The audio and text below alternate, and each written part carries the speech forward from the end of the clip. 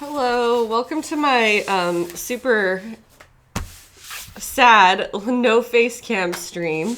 If anybody is trickling in yet, I am way behind schedule because I woke up late and then I was ready to start on time and discovered that my stuff is broken. So this is where we're at. I did do some homework last night and got the rest of this pattern prepared. So if you guys will give me just a minute, I can start things up as normal.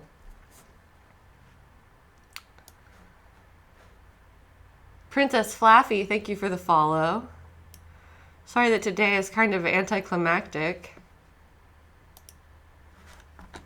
All right, I need to update my social media and post a photo of this before I start going. So let me get some music playing and then hopefully get a little bit of my momentum back because I'm not feeling it today.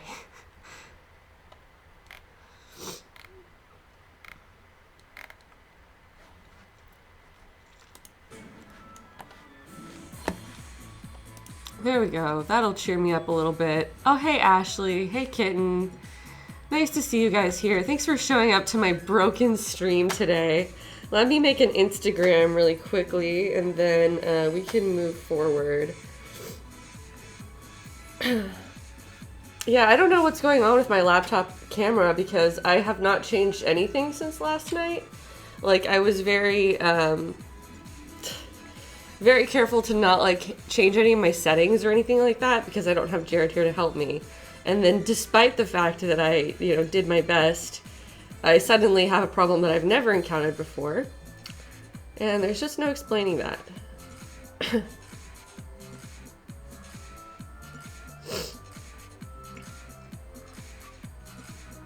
Oh, and you know what? There was one other thing I wanted to do that I forgot to do before starting this stream entirely, which was to take to make a copy of this, which I still need to do. That's fine. You know what? I'm not even gonna bother tweeting it up. I'm just gonna work with what I've got.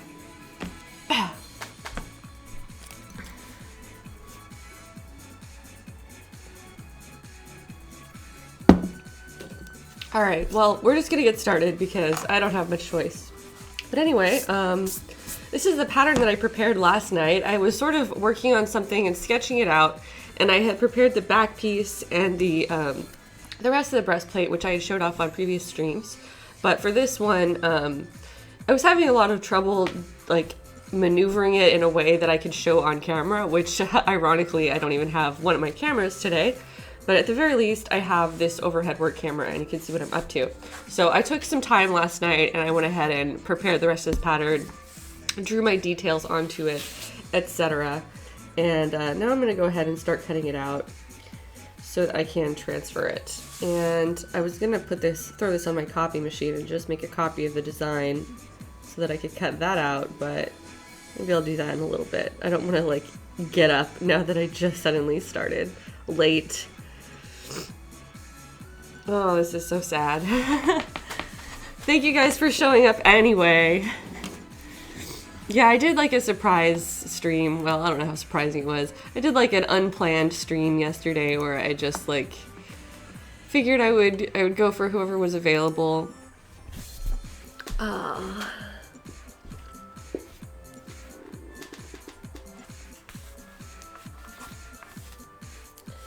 Alright, so I'm just using my X-Acto knife to cut this out. My pattern is made of foam. I tested this shape and size already. This is my second mock-up. I made a few adjustments, but I think this is going to be pretty close to what I want because most of my messy work was done on the last one. So this one, I'll do what I can to like show you how it fits onto the guy, my guy. I just always refer to my dress form as my guy. I'll show you how it fits on my guy, and then you can take a look at the shape for yourself, but unfortunately with only one camera today, I don't know how obvious that's going to be. We'll do our best. Man, I'm struggling today. I don't know about you guys, but I just feel like I can't catch a break. Alright.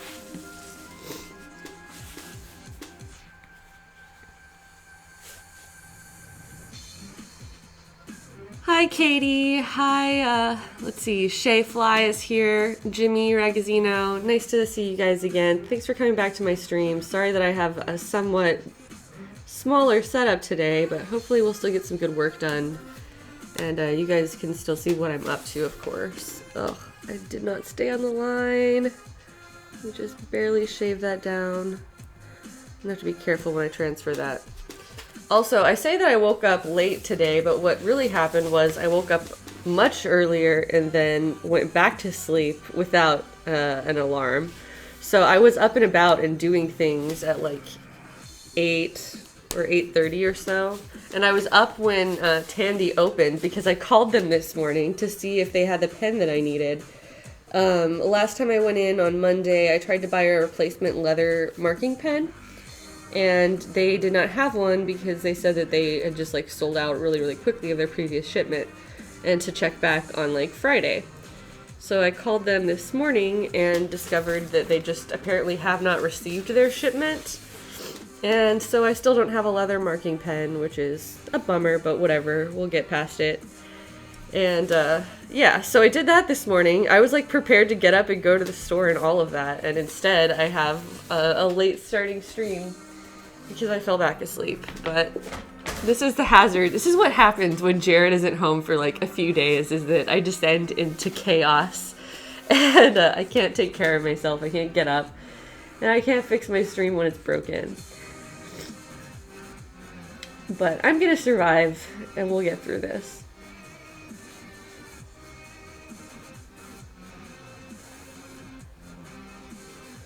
I have my tea here, so maybe I'll have to go make myself some more delicious tea to make myself feel better.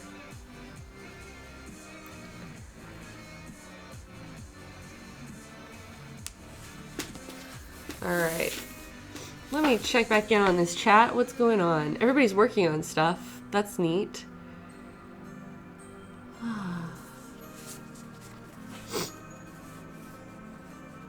Katie G's has got Skyward Sword Zelda. That's exciting. Piston Liz, welcome. Dead Ducked, hi. Hi guys. It makes a lot to me that you're all here for my broken, sad stream, but I appreciate you all. Even if today is more small and chill, I think that it'll be good for me to keep working because I was starting to feel a little bit panicked about the timeline that I'm on for this.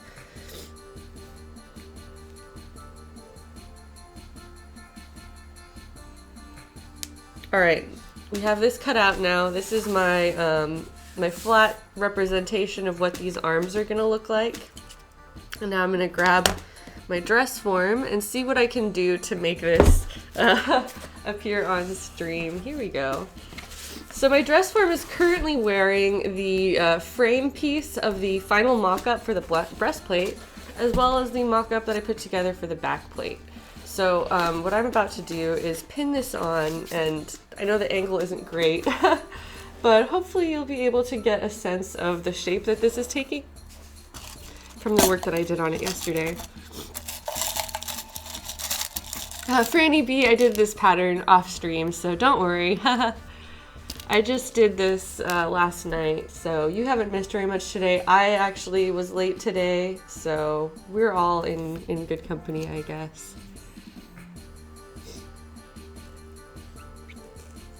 Dead Ducked, I'm glad that you made it here today.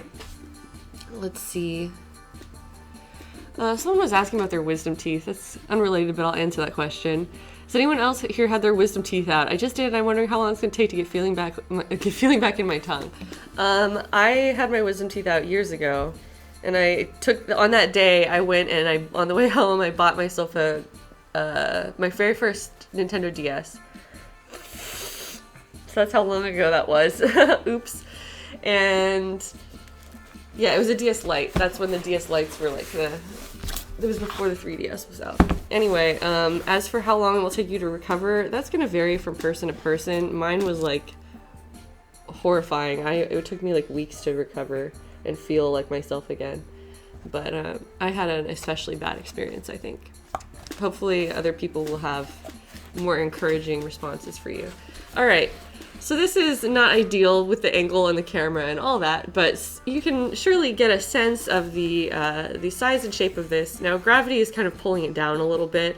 When this is sitting upright, the shape is a little bit wider than what you can currently see here. It does give me a little bit more shoulder space, but other than that, this is what it's going to look like. Now, currently I have one pin here in the center, and so it's kind of serving as a pivot point. I don't think I want to, I think I'm going to have 2 points of contact on both the front and the back to prevent it from moving as much as possible. Because based on the reference images that I've seen of her so far, it seems like they're very stiff and they kind of follow her as she moves rather than having any movement to the shoulder itself, like this doesn't really turn. So the way that I'm going to handle that is by putting 2 points of contact on the front and 2 on the back, and that is preventing this piece from shifting. Now it's still flexible, so it still flexes a little bit, but it's not rotating like it was a minute ago.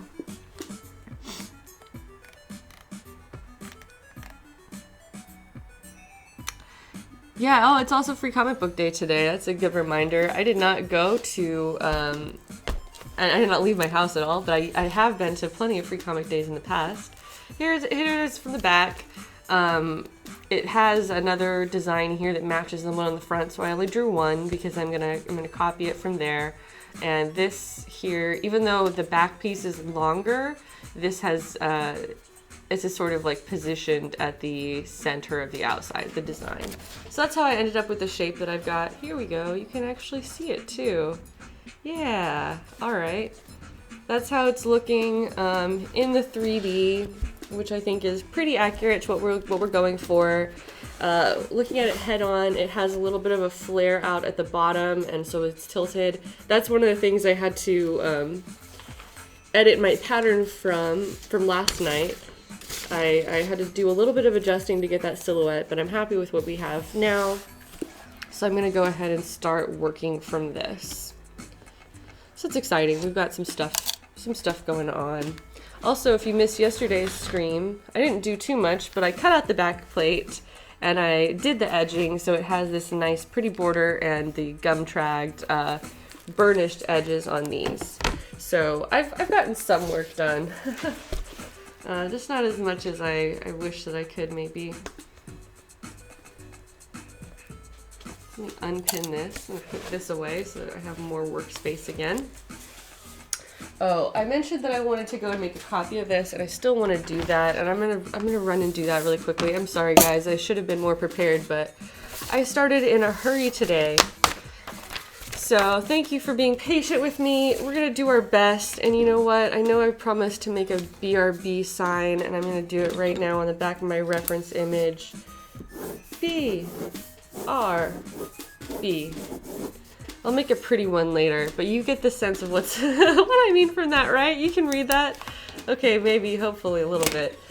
I will be right back, coming back with a photocopy of this design so that I don't have to cut up this pattern to work directly from it. And then I will continue with this leather crafting madness.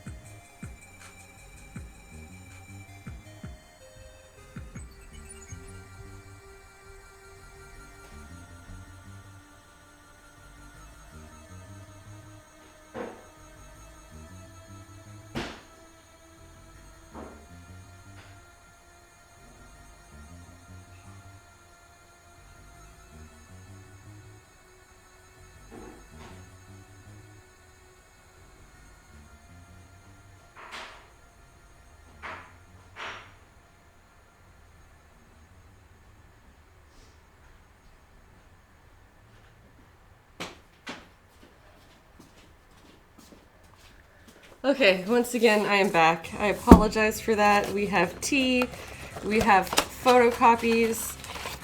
In the further chronicles of nothing technological, no technology working for me today. I can't talk.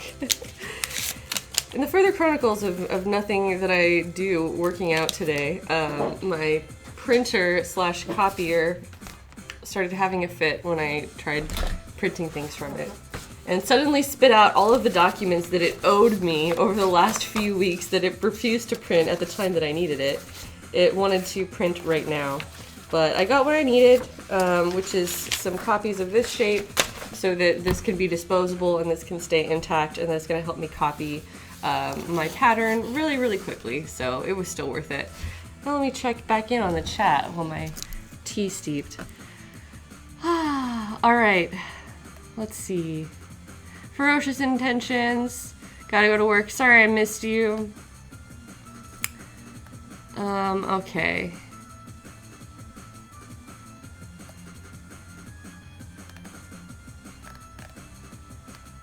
Let's see. Alpaca Ash with some really good advice for sewing machines for new stuff. The one that I have is a Brother SE400, which was I didn't pick it out for myself, although I do like it. I got it at a cosplay contest, so that's why I just feel like I have to mention that so that I can point out that I didn't like shop around and choose that one. That said, it's a nice machine. It's like an entry-level embroidery machine, and I haven't really used it for any of its embroidery capabilities, but I like the fact that it has them because I'm sure that I'll get to a project somewhat soon that will end up needing it. All right. So, moving forward, sorry for all of the issues today. I try to not have issues. I'm doing my best, guys. That's all I can promise. All right, but I did get this copied, and I'm already ready to move on into cutting this out of leather. So let me grab my leather, one more thing, and we're gonna do that right now. My tea is going. I've got this ready. I guess I should have made a copy of the other piece too, but too late. We're moving on. We've got stuff to do. We're getting leather cut out. So, one moment, and I'll have that leather.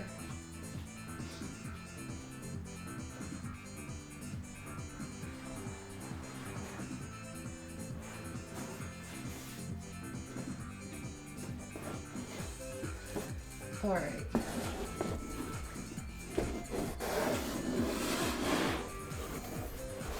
Now, which side do I want to use? My leather piece is shrinking. Okay, so this is one of the natural edges of the hide. I started at another natural edge, and when I say natural edge, I mean this is... Animals don't have natural edges. This is where it was cut off of the skin of the creature that grew it. Or cut off the flesh of the creature that grew it, rather. This is the skin. Okay, so that said, this is the edge of the tanned piece as I bought it. Let's put it that way. And then over here, on the other side, if I can wrangle it, this is the side that I've already been cutting on. So I do actually want to start from here. My piece has finally gotten small enough that it's harder to tell, so that's fine. I've got my water, I've got my little sponge. I'm gonna move some things so I can center this a little bit better. All right.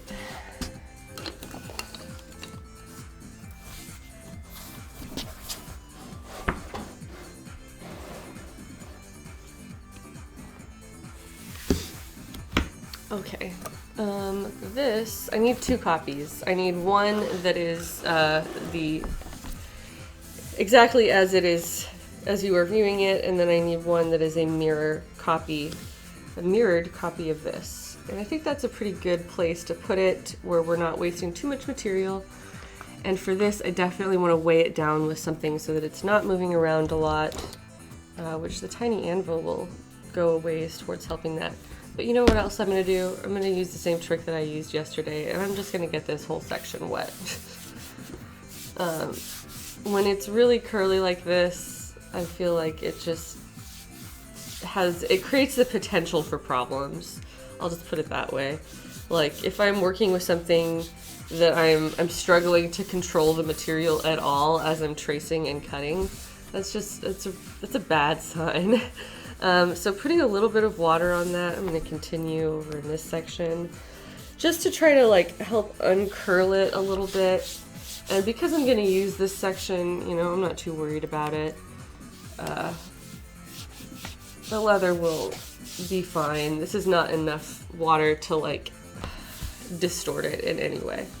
Oh, but look, it's relaxing now and it's not fighting me when I'm trying to work with it. So that's exactly what I was hoping for. Now putting this little anvil right back on it, and I'm going to grab my sewing pattern weights just to kind of weigh down the rest of the piece.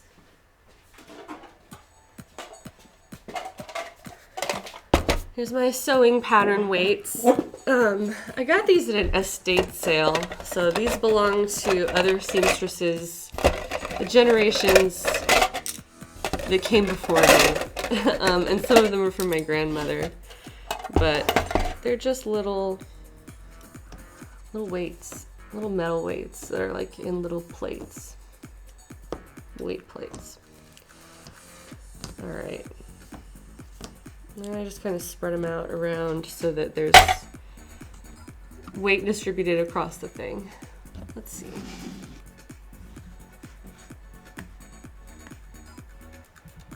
Oh, Travelsome here with the link in the chat. Let me check this out. Be right back sign. Aw, thank you so much. I'm gonna save that. To be completely honest with you, I don't know how to configure OBS or the stream or whatever I need to do to, what's the word? I don't know how to configure it to set up a like digital BRB sign. I'm sure it's easy. I just don't know my way around the program. So I might need to do that for next time, but I'll take a look at it. And I do appreciate you putting that together. That's really cute. And thank you so much for the art. You have been a joy to have around. All right, back to the questions in the chat. Boobs Burst TV is asking what kind of material this is. I'm using a pattern that's made out of foam, and I have it down on a piece of veg tanned leather, which is this thick leather that is really good for making structural pieces like we're doing here. Travel Sun, that would be awesome. If you, let's see, I don't know what the best way to send it is, but, or you could use my business email, heidi.o'farrell@gmail.com. That's fine. I think that's listed on like Instagram or one of those places. So anyway, I tried to get those leather marking pens. I was not able to purchase one today or earlier this week when I tried. But that's fine. I've got a regular pen that we're going to use, and as long as I'm careful with it and I don't mark up the rest of the leather too much, it should not cause any problems. So I'm just going to do my best here. Move things out of my way, moving these obstacles.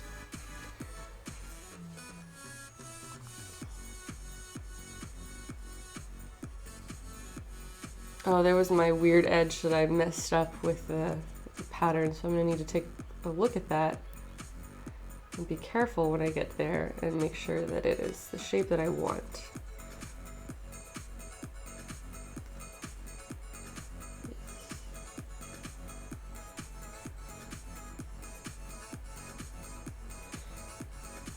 I was in another leather store this week, and I asked the employee there if they sold leather pens with the, what do you call it, the invisible ink. And he said no, unfortunately they didn't. And that was the end of it, I thought. And then a guy from across the store like called out to me and started asking me questions, and then like launched into like a non-stop 10-minute lecture about how I should be using tracing awl, a scratching awl to score a line and only use that for my outlines because then it's easier to cut and blah blah blah. And I, you know, like on the one hand, I do appreciate artists sharing tips with each other. That is, you know, a good thing that we should encourage. But on the other hand, I absolutely did not ask this guy. Like, I didn't even ask the guy who worked there. I didn't have a question about how to copy my pattern pieces.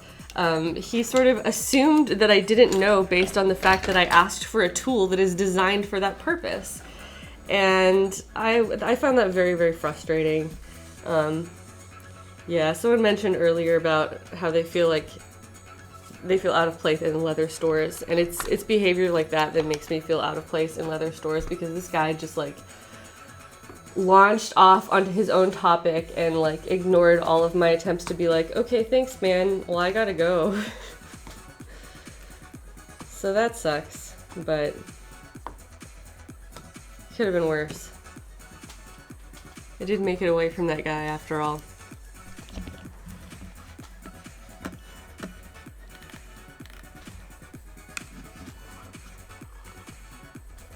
Alright, I flipped my pattern piece over so that we're looking at the back of it, and I'm going to go ahead and do the second outline. And because they are not exactly symmetrical front to back, they're different. They're different, and you'll be able to see that they're different, and then we'll take a look at them once I get them all ready to be cut out. Yeah. I'm sure the guy was oblivious to, well, I know the guy was oblivious to my feelings on the matter, because, you know, we weren't having a conversation. It wasn't going back and forth where I was like encouraging him to continue explaining. It was all one-sided, where he was just talking at me and appeared to be completely oblivious to like my social cues of, oh, I'm not interested, or oh, I have things to do, I'm with people, I'm leaving. So I guess the moral of the story here is, don't be that guy. Be respectful of other people. Don't assume what their knowledge level is or is not. And, you know, as nice as it is to befriend people, especially fellow crafters, and you sometimes get like a sense of camaraderie, I guess, or you can in the right situation when you're in a craft store and like the people there are helpful. You know, conversations can arise and they can be great and they can form friendships or business relationships that way, but this was not that situation. This was just someone, I don't know, who's acting like a know-it-all. Anyway. Franny B says that they work at a lumber store. People do that to them all the time. I'm like, dude, I just work here. Wow, that really sucks. Troublesome, thank you for emailing me that PNG. I'm gonna implement that. I will make it happen.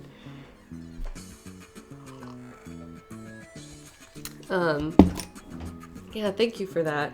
Anyway, that was an isolated incident, and luckily, you know, didn't really create an issue, but it was frustrating for me. And that just happened like a couple days ago when I was in the fabric district, so. Alright, I'm gonna start cutting these. I'm going to always first try to separate my work from the rest of the piece, because this is large and unwieldy. So my first cuts are gonna be down here, and I'm just gonna simplify this edge. I'll cut like around this section, but you know, this is just kind of gonna be wasted, so. There's my plan. I'm going in with a strategy. Always go in with a strategy, guys.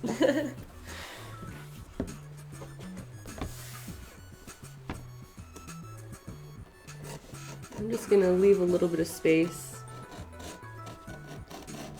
since this is just kind of a quick cut.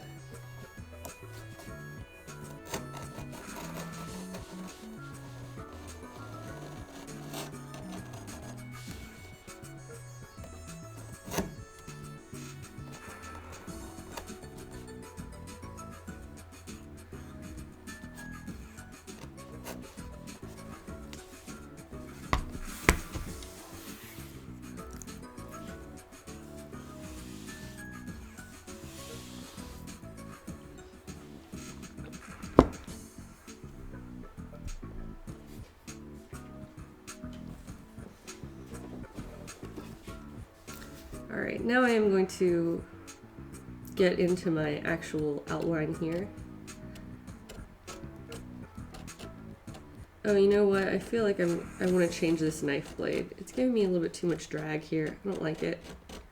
And like I said, I found my screwdriver. Let me grab it. I feel like I'm just constantly running away for tools. But I feel like I have to show you my hand so you know I'm still here. I'll be right back with the screwdriver.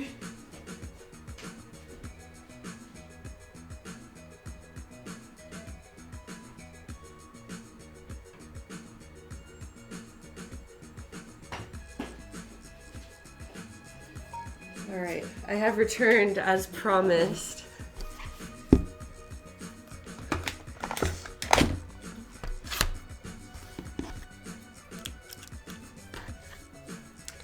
Cactus Wolf says with scratch-alls you can't erase your lines. I can definitely see the advantage of leather pens instead. Yeah, that's a good point. And you know, I did take that tip about scratch-alls. Like, I heard him, I listened to him, and I'm gonna remember that for the future. Oops. And potentially use that tip because I don't own a scratch-all, and that's something that I could get some benefit from. That said, I had a specific reason for wanting the tool that I wanted, which is that I want to do designs on the interior, and I have to be really careful about making any sort of marks here because it's going to affect the tooling. So I wanted the invisible pen because it is like it allows you to make mistakes. That's the reason why you choose that over a scratch all, especially when you're working on the interior of your piece and you're not just trying to do an outline. You want to be extra careful about how you handle that. So I thought it was really, really presumptuous of him to be like, well, not only do you not need my advice, but here is something that doesn't take into account like your project and your design choices. All right, there we go. Like, he didn't ask me what the situation was and then find the best solution for that situation, which is what you should always do as an artist, is find the best possible solution that you can. But he just was more focused on giving me the information than checking to see whether I needed the information. So don't be that guy. That's the moral of today's story, I guess.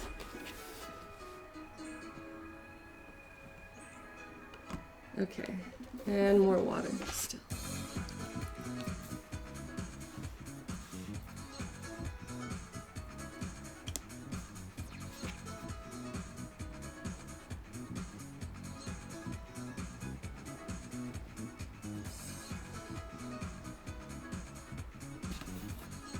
Yeah, I think that went all the way through. Thank you, brand new blades. So good.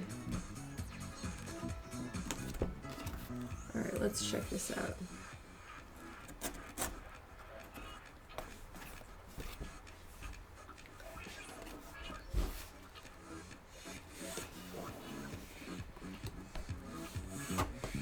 Oh wow, yeah, that cuts so easily.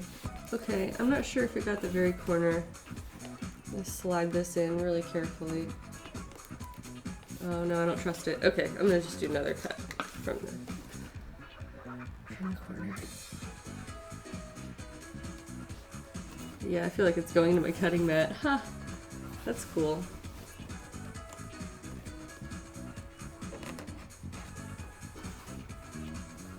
It's not quite free. Oh, I just got my first bit cheer. Let me come around so I can read it. That's exciting. Shotenkai has used 20 bits. Cheer, cheer, cheer, cheer, cheer. That's awesome. I hope that appeared on the screen because I don't have my regular layout here. So I don't know if that showed up, but you can see it here in the chat. Thank you for the little cheer. That was nice. I appreciate that. Yeah, I just became an affiliate and that was my very first cheer, so you the one. All right, let me see if I missed anything here in the chat. Oh, Shotenkai, thank you for the follow.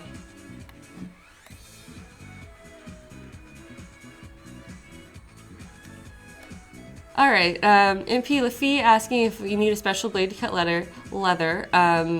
No, Cactus Wolf has the right answer for you. No, you don't need to use anything special, just a really sharp utility knife. And then I also want to add there are specialty leather knives. I just don't have one. I'm not using one. So you don't need one, but they exist, and there are other knives that are available to up your cutting game, which I will hopefully be looking into and keep improving my tool set here.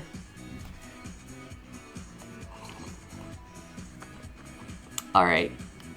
Yay, my cheers work. First cheer hype. Thank you, Shotenkai. That is very kind of you.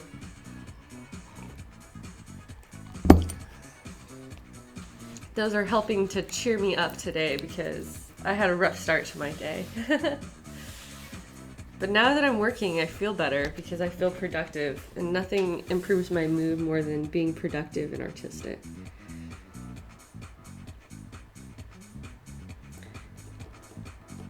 Now I have to be really careful with this. I'm not going to try to get all the way through on this cut because it's so sharp. I'm like afraid. I'm afraid of my own power here. Yeah, it needs some more water probably.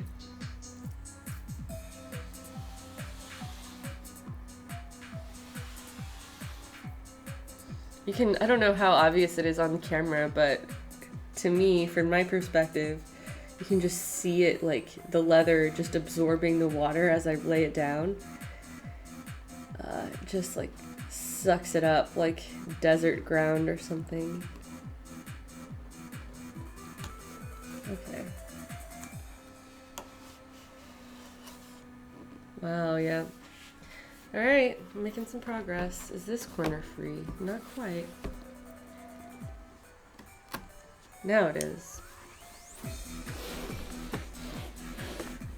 Adjust this to make sure it stays on my table.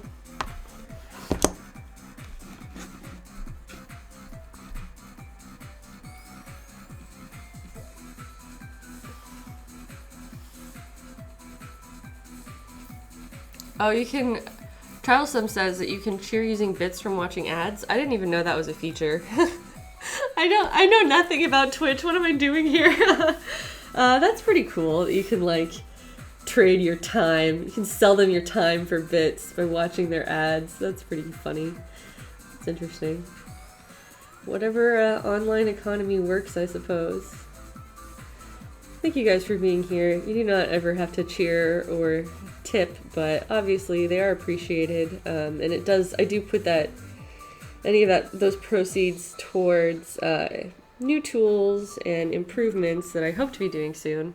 I want to get, well, now I might need a new laptop camera or something, but I want to get an additional camera to be like a sewing camera. It would be either attached to the machine or just something that I could position above or behind the machine so that you would get a close-up view of what's going on there. Because I've thought about, like, oh wow, yeah, that did go all the way through. Nice. I thought about how I'm going to have to change my setup to accommodate.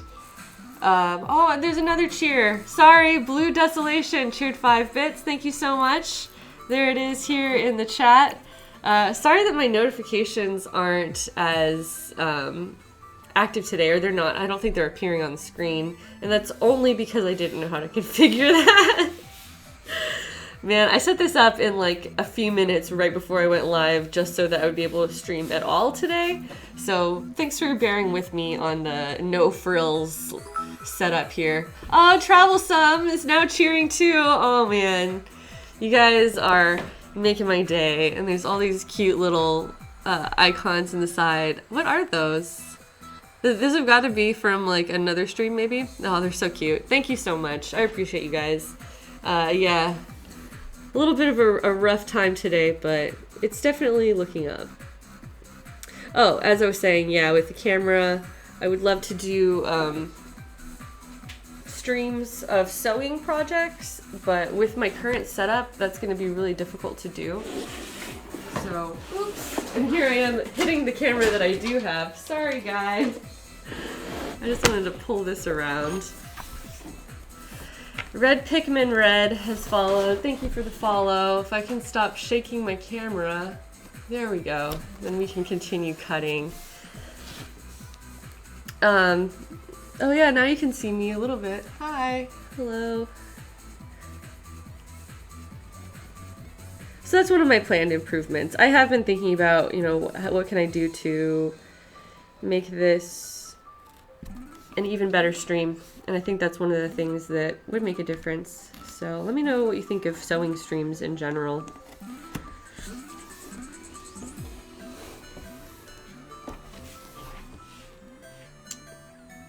And once again, I'm going to try to like, oh, I'll try to cut part of this curve.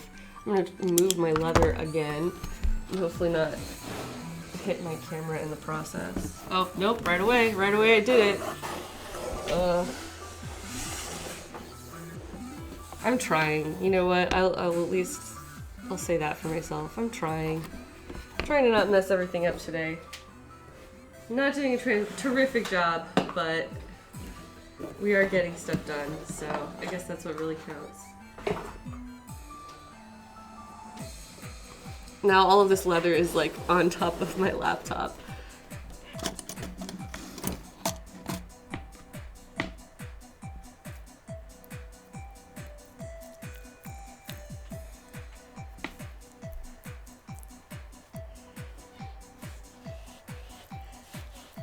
Yeah.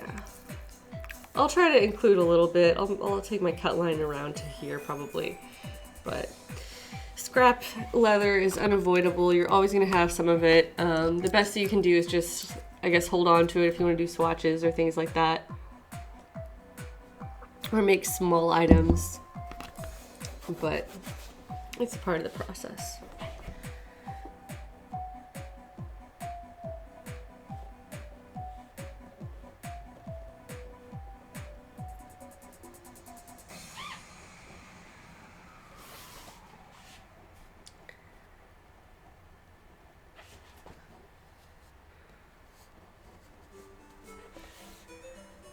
Alright, and then we'll just cut to the outside. Yeah, that does go almost all the way through without even trying. Which, I mean, it's good to try to go all the way through. I make it sound like I don't try at all. It's sometimes hard to judge the thickness of how close you're cutting, and I'm trying not to just destroy my mat with a new blade. Alright, let's get this giant chunk out of here. Like everything else in my room, I'm just gonna toss that onto the floor. And then I wonder how I got into this chaos. No, just kidding. I never wonder. I know exactly how I got into this chaos. How are we doing here in this stream? How's everybody in the chat? What's going on with you guys? Tell me about your Saturdays. Hope it's better than mine.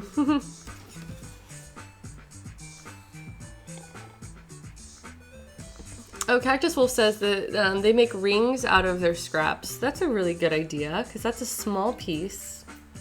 I don't know if this is so thick. I don't know how it would do with ring making, but I'm sure you could manage it if you had the right design.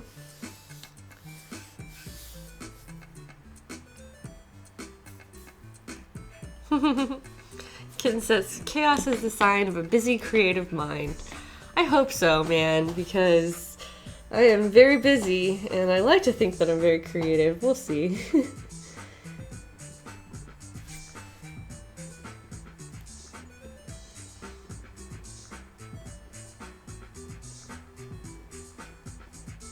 Just going really slowly so that I can get as much control as possible over this. Prevent any accidental cuts, and yeah, that is going all the way through. Thank you, new blade. I'm gonna actually revisit that in a second. Let's start from here.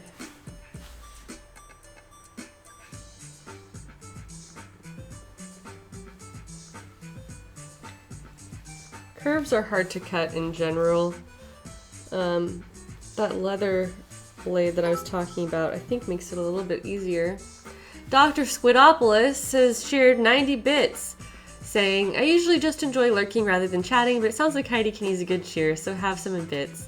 Thank you so much. I appreciate that. That's very kind of you. Yeah, yay! And shout out to the lurkers. I am one of you at heart. It took me a lot to get started with streaming at all because of my lurker tendencies. I like to just lie low. Oh no, I'll continue this line from where I went. Sorry, I'm a bit indecisive when it comes to cutting. But thank you so much for the bits. Thanks for being here in the stream, even though we're operating on one camera. Shatenkai says they love the music selection. This is Game Chops. Go look them up. That's the label for a number of different musicians, but most of this music is DJ Cutman himself. And they are awesome. Pedel heading out. I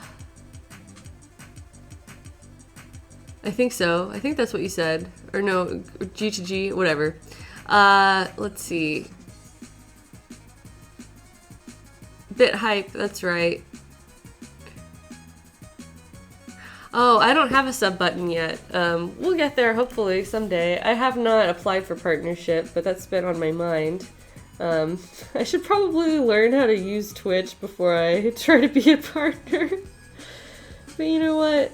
I'm doing my best. We'll get there, guys. So currently, all I have is the donation button and the ability to tier bits, thanks to being a brand new Twitch affiliate. But as I was saying earlier, I want to commit myself to making the stream better, so if any of you have suggestions on how I can do that, I will gladly hear them.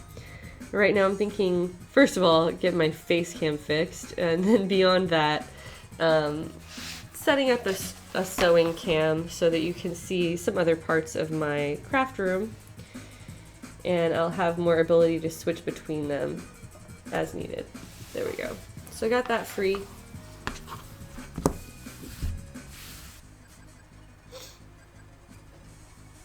Dr. Squidopoulos has a very kind comment. He said that, don't let the camera situation get you down. I think all of us are just glad you're willing to share your crafting time with us. I hope so. Yeah, you know, you're still looking at the important part. I hope that this is the important part. Although, you know, if you want to see my face, then thanks for that too, I guess. But this is what we're really here to do.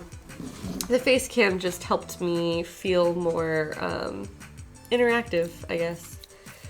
But we still have the ability to keep working. I still have the ability to keep working and streaming, so I should just focus on my gratitude for that instead of being sad about not having the fancier setup that I wish I had.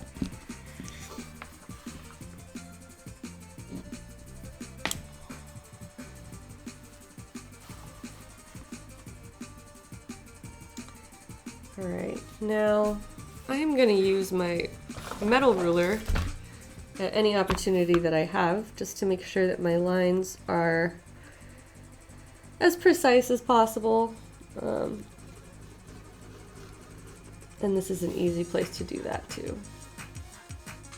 Yeah, that went all the way through. Awesome.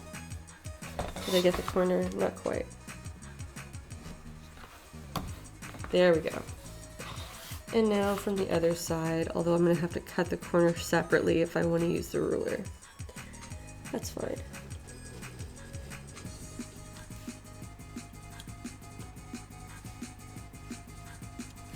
Yeah, that did really well.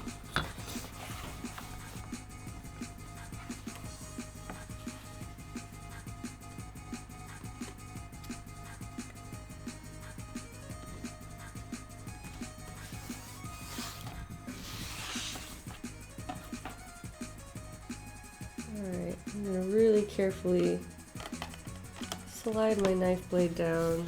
Let me try this from the back actually. Oh, there we go. See? And now the last few stubborn fibers that are holding on are more visible from the back. So I'm just going to really carefully finish up those cuts. There we are. There's barely any pressure at all. Alright. And now, the next line. What's up? Foon Tits says, hey Heidi in chat, stopping by while I take a break from cleaning our garage. Well, that's awesome. Sounds productive. I need to clean my craft room. I say this every stream.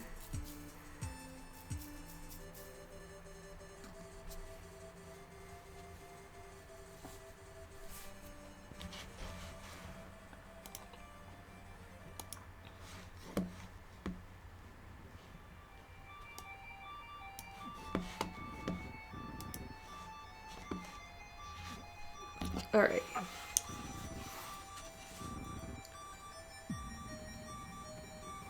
If anybody has any questions or anything like that, I'm happy to answer them. I'm feeling a little bit... I don't know what I'm feeling right now. I'm not as talkative, I guess, as usual, but the combination of the fact that you can't see my face feel like I should keep talking. So let me know what you want to hear from me. So uninspired today. That's okay. You don't need inspiration. You just need to do the work. So I showed up and I'm doing the work.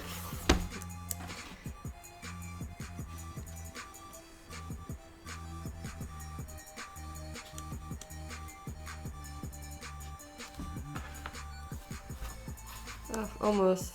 So close. Here we are. So I need to free my last little ball over here and then I'm ready.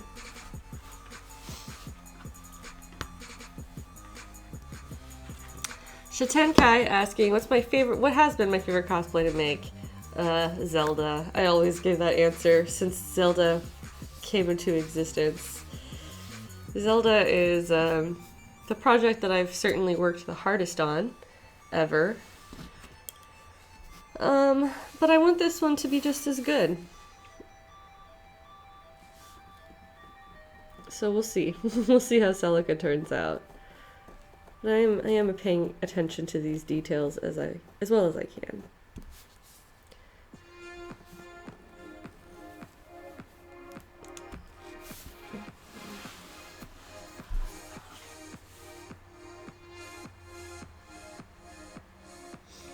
Katie G's is asking, Heidi, could you recommend where to get a large jewel for Zelda Skyward Sword dress from? Well, I'm gonna take just a second to remind myself what her jewel looks like.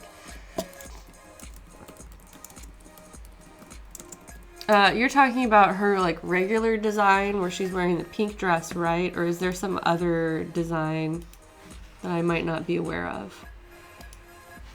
Okay, so I guess you're talking about, it's like a square or a diamond shaped gem that's on the center front of her gown. We'll have a couple different options for that. One of the cheapest solutions. Oh, Travelsom's heading out. Have a good day, Travelsom. Thanks for stopping by. Appreciate seeing you here. Back to the question with where to procure a gem. I know that you can buy molds. If you're feeling up to making your own, you can buy molds for small gem shapes at places like Hobby Lobby or maybe Michael's. Or I don't know what's around you, or I think you said you might be in England. So I don't know what craft stores are popular in England, but I'm sure you could find those items online as well. If you're not interested in making your own gem, which I don't blame you, there's a store on Etsy called All Star Co. Like All Star Company. All Star Co. sells a huge selection of larger size acrylic gems. And I bought some from them for my Zelda Twilight Princess. So not all of my gems came from there, but a good number of them. And so those are acrylic gems, but they are, a decent quality, and those are one of the only that's one of the only sources I found for the large size ones. So I don't know exactly what their inventory is or if they have the square ones, but I would expect that they probably do. And you can use that as a resource to purchase gems, hopefully. Or Etsy. Other stores on Etsy potentially would have similar items, but All Star Co. is one of the best.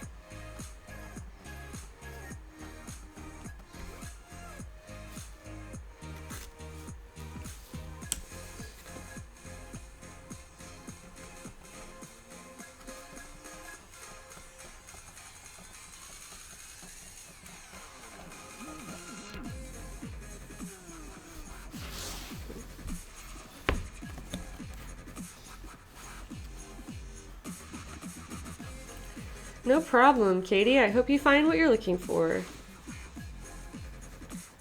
If anybody else has cosplay questions, now would be a good time to ask them.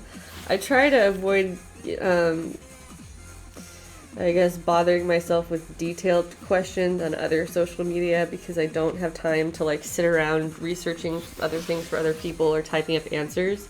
When it's live on stream and I have the information, it takes me no effort to say it out loud, practically. And so I mind a good deal less. And I'm happy to share whatever resources I can with people, specifically on the stream especially. So if If you have cosplay questions, I will be happy to answer them or give the best information that I can. Alright, this piece is free. It looks kind of like a weird crown or something. I don't know. I mean, like a flattened 2D version, I guess. But here is one shoulder. And this is how it's gonna work around. And this is the shape that it's giving us, which I think is pretty perfect for what I need. I like the way it flares up just a little bit and flares out. And let me cut out this other one and then we'll put an edge on it and then move on to adding some of the detail from that little pattern that I made.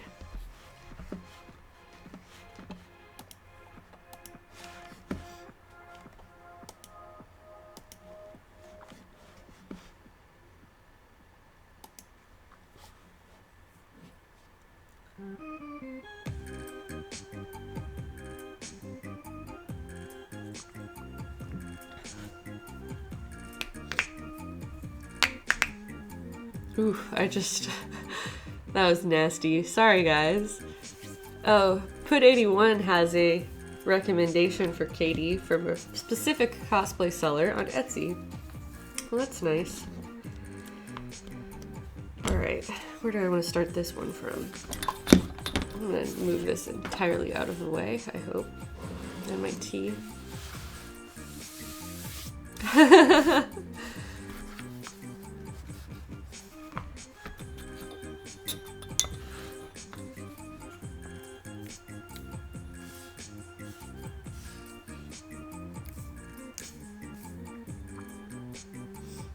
People are all commenting on my knuckle popping now, saying that sounded satisfying. I'm glad that that's your reaction and not that sounded horrifying. So I guess everyone has their own opinion on the matter, I'm sure. My dad, it was like his biggest pet peeve when specifically women would pop their knuckles, but whatever. I love it. It makes me feel better.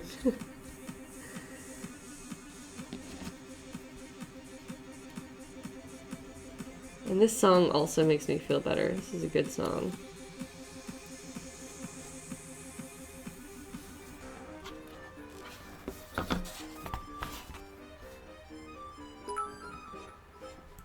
Hey, it's Shar has used 500 bits saying, I hope these cheer you up for like these streams cheer me up. That's so kind of you. I am so happy to hear that my streams cheer you up. So thank you for the contribution. And yes, it is cheering me up. Well, just interacting with you guys here is cheering me up, to be honest. If I were by myself today, I probably would have just, I don't know, spent my time feeling bad about the fact that Jared's not home and that my stream wasn't working properly. But instead of that, I'm here with you guys and feeling slightly less glum about the whole thing. Alright, I guess I need to shave off a little bit of this material from the back because I didn't get a really clean cut in this corner like I wanted, and that is unacceptable.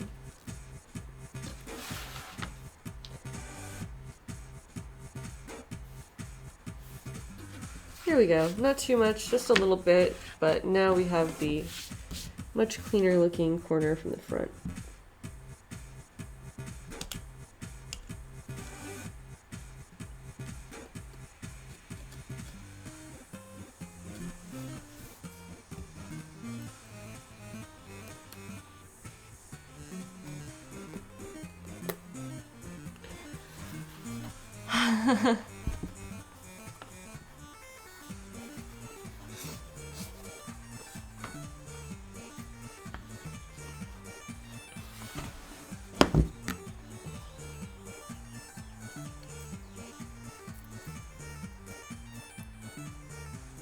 Oh, Within One Tiger is leaving some comments. I should scroll back up and read that.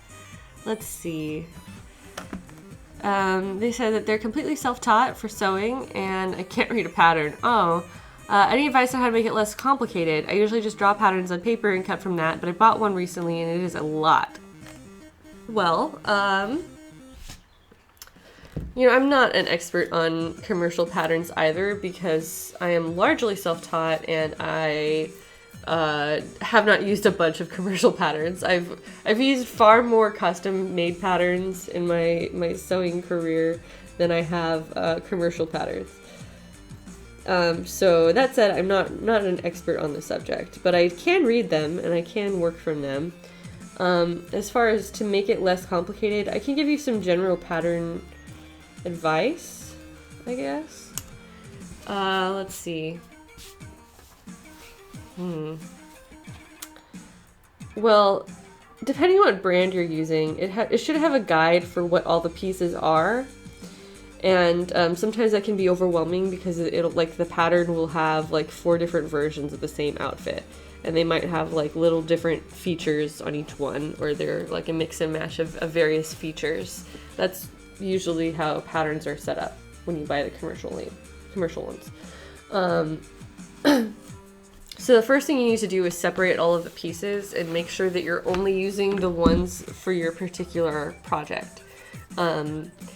So just read all of the instructions carefully in terms of like which pattern piece it's telling you to cut out for the design that you want to make. And let's see. You can iron your pattern pieces, which helps a lot because they usually come on such like thin wispy paper that they are just a huge pain in the ass to unfold and go through. You can use your iron on a very, very low setting. Well, actually most settings are probably fine. It's just paper, but you don't want to transfer that ink. That's actually the issue. If you heat up the paper too much, then the ink will end up transferring onto your ironing board or whatever surface you're working on. So don't heat the ink that much, but the paper itself I think can withstand your iron temperatures. So you can use an iron on a low setting to iron all of the little pattern pieces and make it crisp and easier to work with. Now, commercial patterns have notches in them, which is one of the things that's different from patterns you might make yourself. A Gotcha Tabletop Gamer Crew has followed. Thank you for the follow, as well as P-Del. I don't know if I said that one out loud. P-Del, thank you for the follow. Sorry I don't have the screen emotes enabled, I don't think, or the screen little notifications rather. That they are a casualty to our, oh, and my camera is going in and out too. That one I can fix. Let me briefly adjust my camera to make sure that it's not on, oh crap. Did that just mess up what you guys were viewing? Let me do that one more time.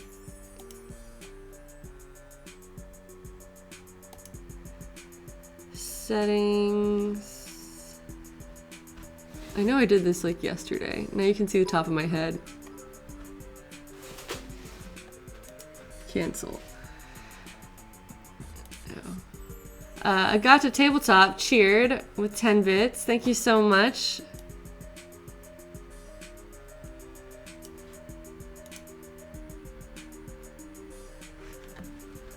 Oh, autofocus is not enabled, so I guess maybe I was just imagining that. I don't know. I can't see very well.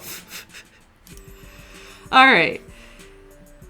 Streamlabs issues? I think so. Well, it wasn't even just the Streamlabs issue. It's the physical camera on my laptop is not functioning for whatever reason because Skype can't recognize it and OBS can't recognize it. And I did troubleshoot that a little bit as much as I could or knew how.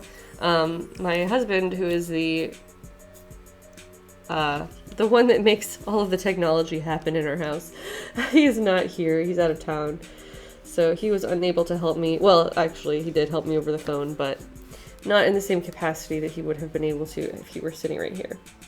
So that's where we're at today. Going back to the conversation about the pattern paper, it's going to have notches in it, which are basically markings that you line up between one piece to another. So that's probably not a novel concept if you've been making your own patterns or you know very much about that, is having a notch on on your pattern to indicate where, like especially along a curved line, where two pieces need to meet. The way that it's indicated on a pattern, on a paper pattern, however, is a little bit confusing because it makes it look like it wants you to cut into the seam allowance, but that is not the case. You need to leave yourself some extra room, or you could use some sort of marking tool to just make a notation on your fabric itself. So I think that was a mistake I made the first time I ever used a commercial pattern, was that I like physically cut into the seam allowances because I didn't know what I was doing. I cut into the seam allowances because that's what the pattern made it look like it wanted me to do. But that is not what it wanted me to do. It just wanted me to make a notation of the fact that that was a place where the two pattern pieces met. So other than that, I don't have a lot of like off the top of my head tips for commercial patterns, but if anybody else has additional information to add, throw that up in the chat so that Within One Tiger can benefit from that. Shotenkai says, love the hair color from a fellow redhead. Shout out to my redheads here in the chat. Yeah, I'm a natural redhead. I don't know if you are or not, but I do love ginger hair. Loaderbot is going to be lurking. That's fine. Thanks for hanging out at all. I Gotcha Tabletop. I appreciate that offer to help me with the stuff, the technical issues. If I were going to be streaming again while he's out of town, I would certainly take you up on that. But I think this is going to be my only stream for this weekend because I already streamed yesterday and everything was working fine yesterday. So this is, you know, I haven't changed anything. And I don't know why this happened, but I will deal with it when he gets home probably.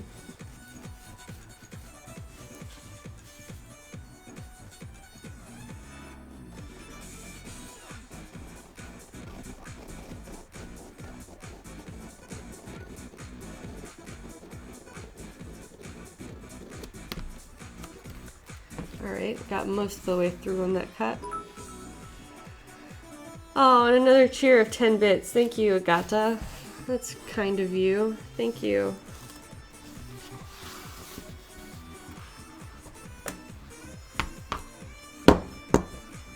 Madeline is back, taking a break from sewing. Oh, Shotenkai says they're also a natural redhead. Well, that's awesome.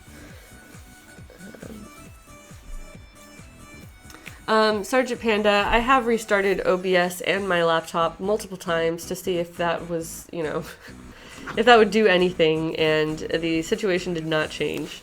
I continued to, it just is not recognizing the camera. And the weird thing is that when I open OBS, it gives me the, like, the pop-up notification, camera is on, or like my laptop gives me that, that dialogue. And, when I close it, it says camera is off. Agata keeps cheering. Thank you again. Thank you very much for the cheers. You are cheering me up.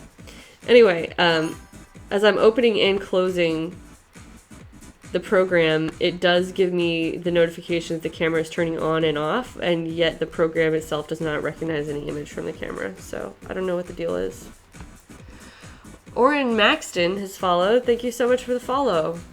We're kind of operating it. What would you call this? This is like emergency reserves.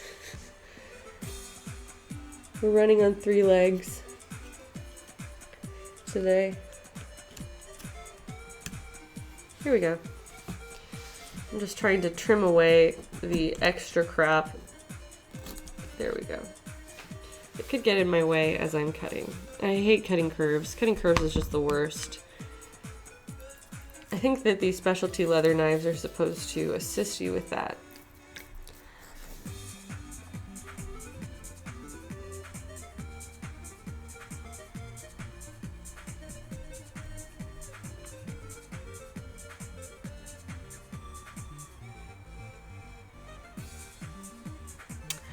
Sergeant Panda is asking what I'm currently working on, and I will show you. Oh, fun, you're cheering me up too, by the way, so thanks, says Agata with an additional cheer of 25 bits. Thank you for the tips. Alright, so this is the pattern that I made last night. I did this partially on stream and then mostly off stream, but this is what I'm working from, and this is just showing you the design of it. This is the shoulder piece that connects to the front of the breastplate and then the back plate on each side and goes around my shoulder. So hopefully these will be in a recognizable state by the end of today's stream. I don't know how long I'm going to be going. I originally said this was going to be a short stream, but if I'm getting work done, then that's a good thing. I guess I should just keep going for as long as I can.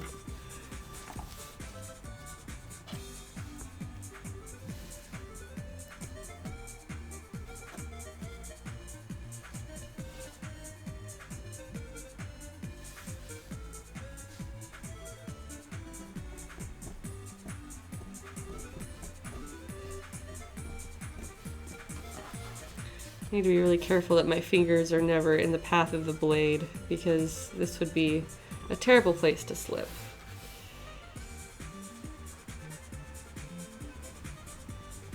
I'm just going to do more shallow cuts and not try to get all the way through the material and see if that improves this experience any. Okay.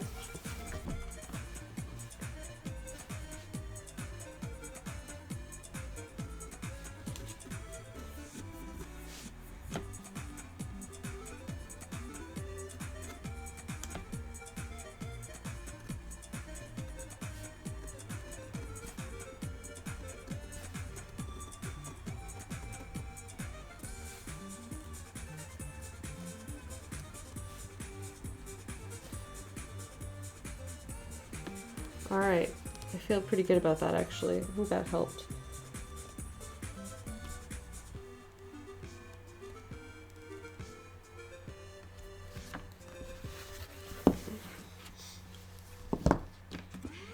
Agata, thank you for the compliment. Amazing work that I'm doing. He says, or she says, I don't know what your gender is. Sorry if I made the assumption.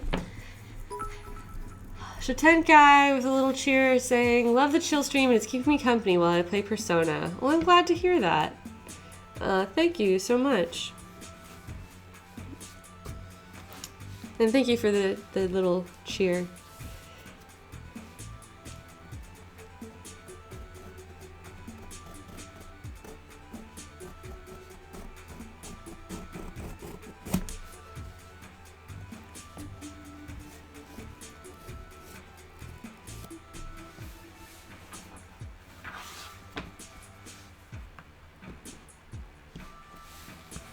Alright, if I can free this one, once again, going to the back of the piece just to help me get a really crisp corner cut, where I'm afraid that the angle of the blade is going to cut too much into the front of the piece.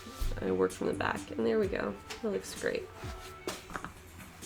So I'm almost done with all of the annoying bits, and then I can just do my last few long cuts, and then we'll move on to the next step of this, which is going to be putting an edge on it. And thanks to you guys here in the chat, I have been able to purchase some new edgers recently that I showed off in my Wednesday stream, and I'll tell you guys which one is my favorite.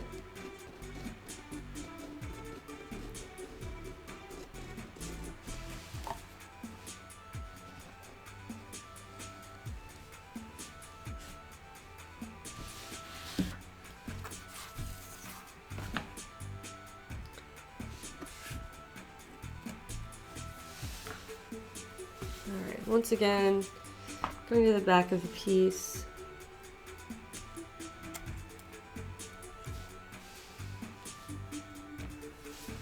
Great. One long last cut. Oh, Agata is a girl. Okay, good to know. And she paints tabletop miniatures, and it's cool to see other creatives on here. That is awesome. I'm gonna have to check out your stream sometime. That's really, really fun. I've dabbled. I've done some very casual miniature painting. I'll just put it that way. But that is a really cool specialty art form that is really fun to do for like D&D minifigs and other sort of tabletop games. Yeah, D&D is the only game that I've really played that would use miniatures, but I have a really old one. I don't have one for my current character. I need to get one of those. Jared has like a fancy custom-made minifig of his character that was like 3D printed, that you can design online. I don't remember if he painted it or not. I think he did. His friend like painted them. I think he painted all of them. So I didn't have to do it. Let's see what else is going on here in the chat.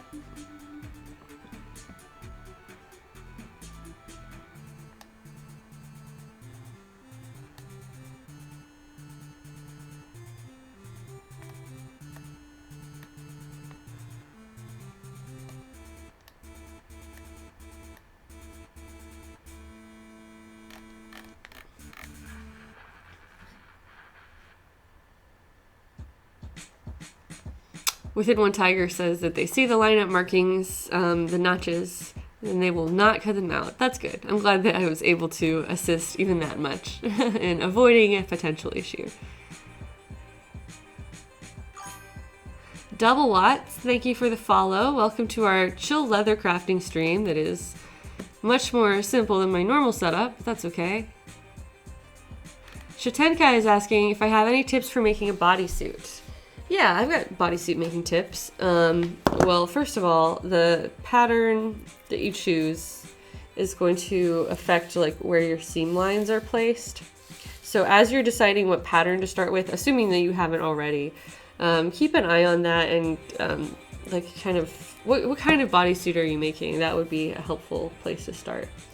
I'm assuming that you're going to make a bodysuit where you need to maybe put your own seam lines in, like special details on the design. And if that's the case, you'll need to make a mock-up first. So you would open your pattern, use it to make a bodysuit that is plain in like a solid color or whatever.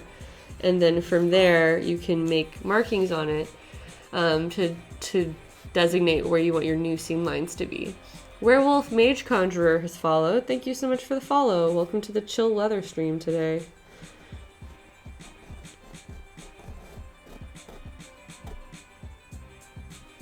I need more water. It's giving me a little bit of...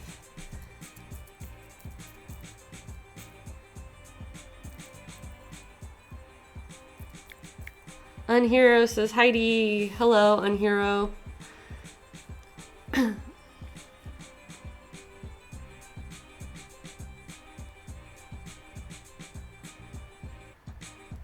People are talking about more of their others.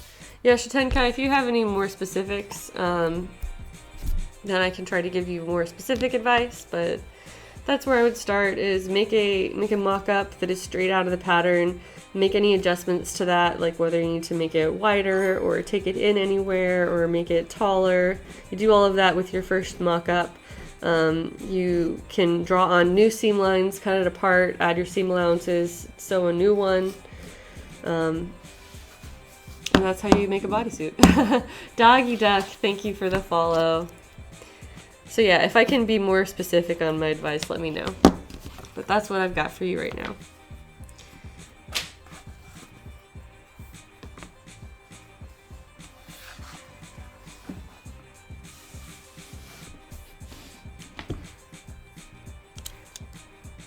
Werewolf Mage Conjurer asking, do you use your own mannequin for patterns? Yes, I have several different mannequins and that I use for various body parts whenever I need them. I have two custom-made ones, one that is my torso and up, and then one that is my, like, down from my waist. And so I use those variously as I need to. And other than that, I have a couple like cheap dress forms, like the kind that you would find on Joann's, or just like adjustable dress forms, I'll just say. I think one of them is a Dritz, and they might both be Dritz, but they're different models. And I just make patterns by usually draping on my mannequins. Hey, Shar is asking, have I ever used a Yaya Han bodysuit pattern and is it good? Not only have I used this pattern, but I wrote a review of it that I am about to find the link for and drop it into... Oh, here it is. I found my link already. I'm going to drop this link on you in the chat, and that will tell you my detailed thoughts. There you go. Please read and enjoy. Agata with more cheers. Thank you for the 30 bits. Appreciate you. So if you want to know more of my detailed thoughts on the Yaya Han bodysuit pattern, you can read that that little article that I wrote. My general thoughts on it are that yes, it's a good pattern, but if it's your first time making a bodysuit, you might find it to be a little bit on the complicated side. However, if you are brave and persistent, then you should still be able to use it with no problems. No, or not necessarily with no problems, but you should. It is not beyond the skill level of like a beginner or intermediate sewer if you are dedicated enough to continue working on it. If you encounter problems, then there's no reason that a beginner can't figure that out still. Okay. I'm going to grab a little scrap of sandpaper and do just a little bit of cleanup work on some of my edges, but other than that, I'll jump into beveling them. So let me do that.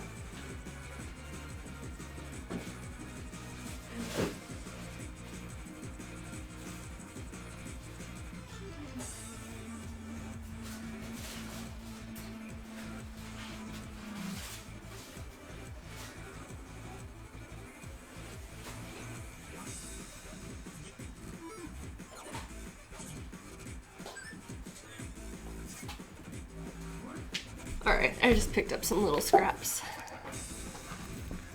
Oh, Agata's heading out. Glad that you found us too. Thanks for stopping by the leather stream and have a great time. I'm here asking, what is a bodysuit pattern? It's a sewing pattern for making a bodysuit, which would be like what most superheroes wear. A form-fitting, generally stretchy suit that reveals the contours of the body. Here's where I really need it on these curves. I'm just gonna be really gently sanding them, but making sure that my lines aren't too messy, and they're really not. I'm actually kind of surprised.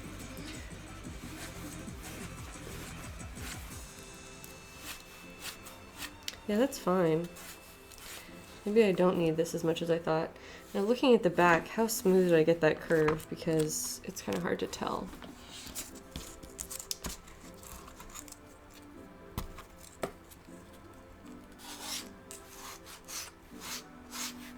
I feel like it's a little bit lumpy in some places.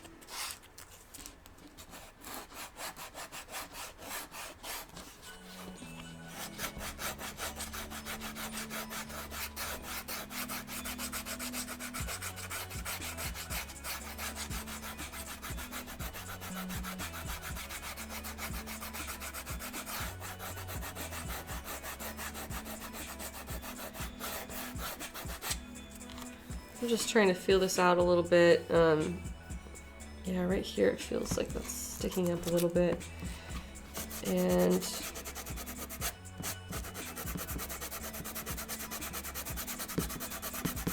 get this to be as smooth of a curve as I can. Alright. I'm gonna do a little bit more over here. I got to have a great night. Thanks for stopping by. Or a great lunch, rather.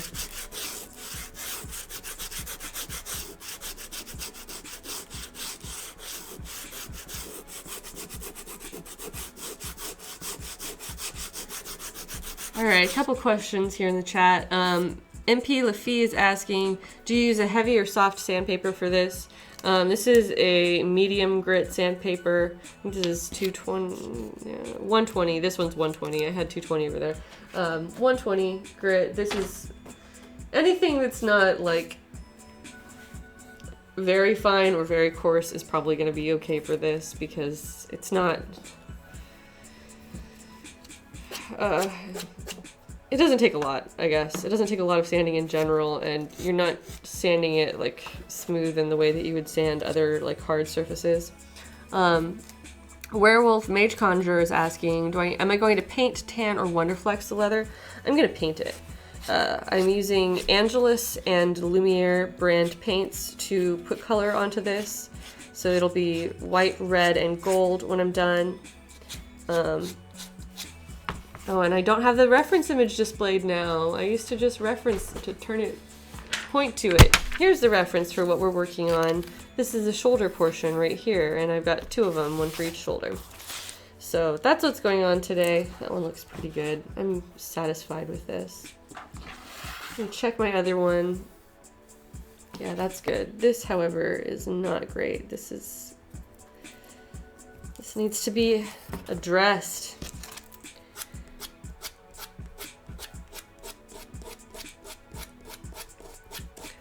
Let's see. Yeah, that just needs to be like cut off. I've got like a little, I don't know what you would call this, a little flap.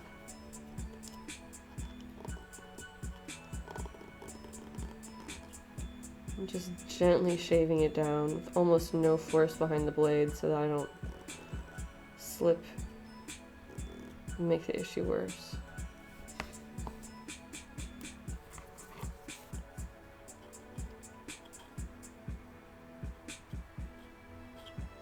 Okay, I think I did it. Now let's sandpaper that little section. Sand the little section, rather.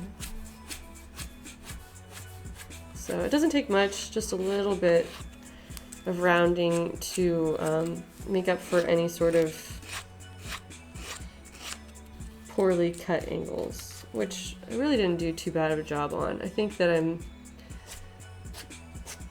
extra picky about the curves because it's really hard to get a straight blade to perfectly round that edge when you're cutting by hand, but we did an okay job. This is gonna serve my purposes.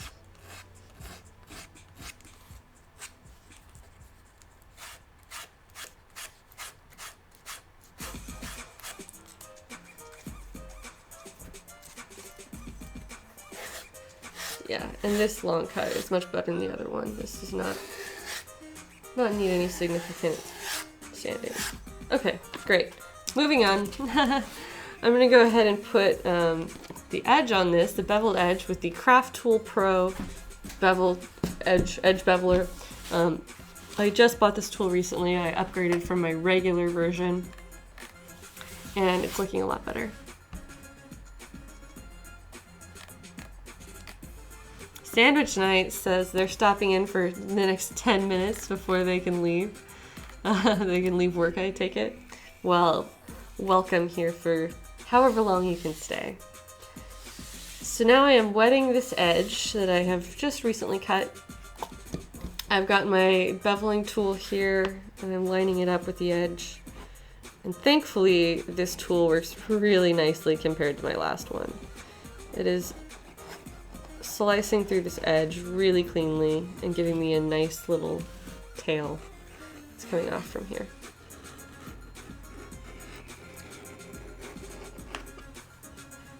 Cool. All in one go, and that one wasn't even difficult.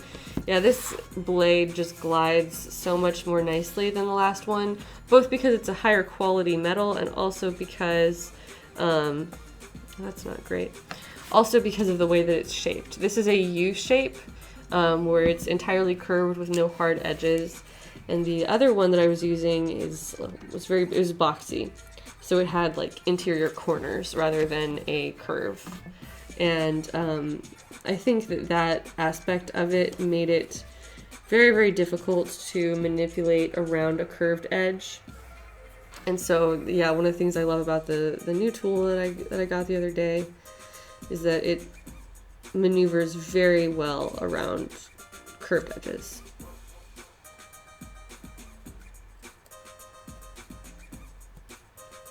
Here we go. Just had a little bit of stray material in that corner that I wanted to get rid of before I try to bevel it.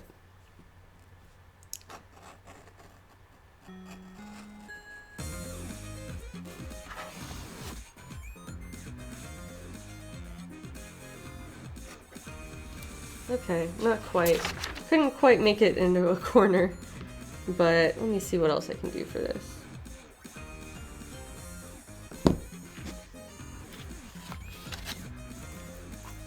Let's see.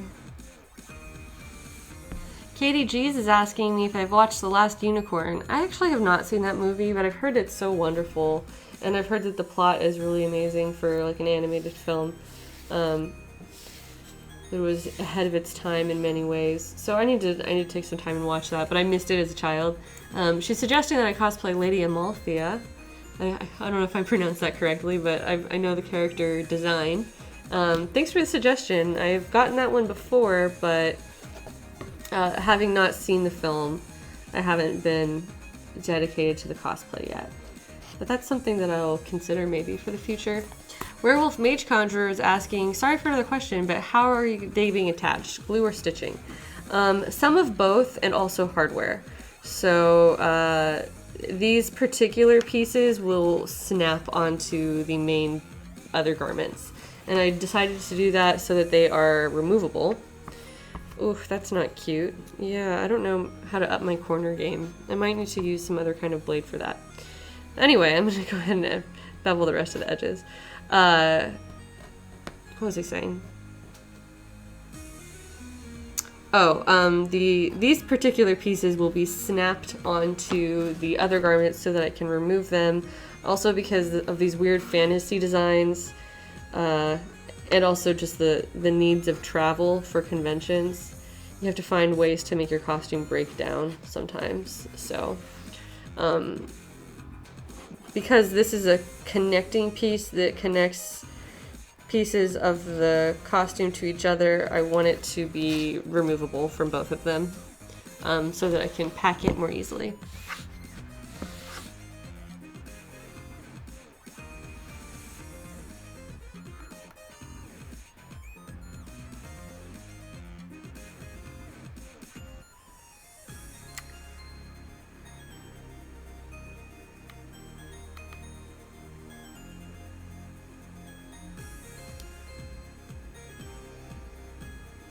Screen name taken says, so what happened with the red beveling tool? I assume you mean like the Bissonette one. So you're talking about this one? This is the wooden handle. This is the one I upgraded from. This is another one that I bought that's supposed to be a push or a pulling motion. I think that what happened was that I just bought the largest size. Now, they had 3 size options. They were 1, 2, and 3.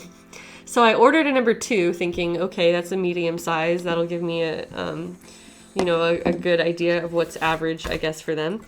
And after I placed my order, I got a call from the company saying that they were actually out of stock for the number 2, and they sent me a number 3 instead, with my permission. I said, okay, fine, just give me whatever you do have. So I ended up with a number 3, which is the largest size. And I was thinking about it later, and I'm wondering if that's what contributed to the problem. I don't know that for a fact because I have not seen the other 2 sizes. But I basically discovered that this is too wide for me to get an edge on a leather of this thickness because like the tool itself is so wide that I can't drag it along the edge at a 45-degree angle because of the way that the angles are working with the table. So for that reason, that tool has not yet been useful to me, which is a little frustrating because it was the most expensive of the 3. But, I learned something, so be it. Maybe I just need a different size Bissonette edger, or maybe I just need to stick with these craft tools because I'm very happy with them.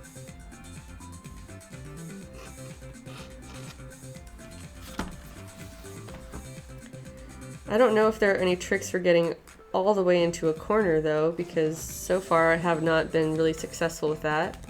With these edgers, this edger. See if I can, nope, it's gonna hit. Well, I don't know. I don't know how I'm supposed to do that.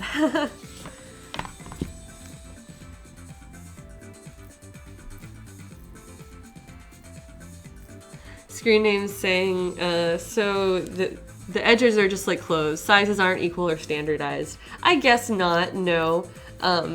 I wasn't sure if they were or not because these are both size 3 and they're totally different tools, totally different sizes and shapes. But I wasn't sure whether or not there was any sort of standardized sizing, but now I am confident that is not the case. There is not a standard for at least this tool. Now I'm using my original craft tool to get into this very corner because the prongs are a lot shorter and smaller, and that is enabling me to get much closer. Although for the tool itself overall, I would still prefer the craft tool.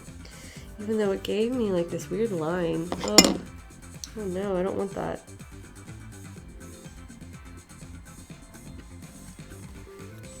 That's fine. Okay, moving on. Continuing to do this edge. Let's see.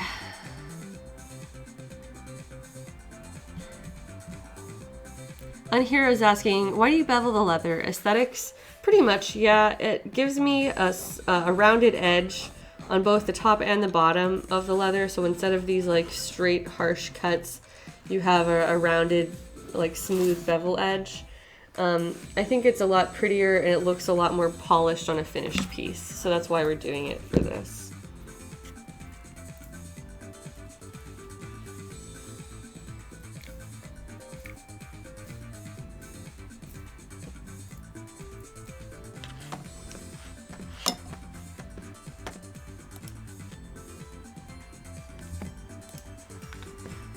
Let me just check on stuff. Okay, great.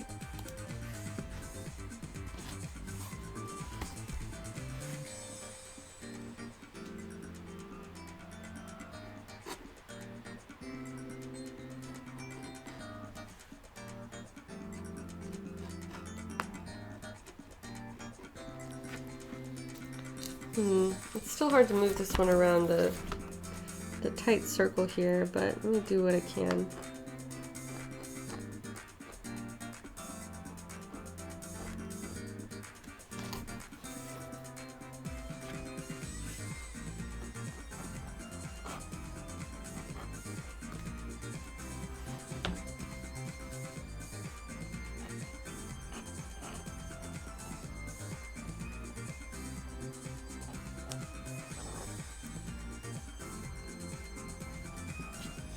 Yeah, once again, I just can't really get very close to this corner. So I'm going to go in with my original tool, giving me a little bit of a better corner there.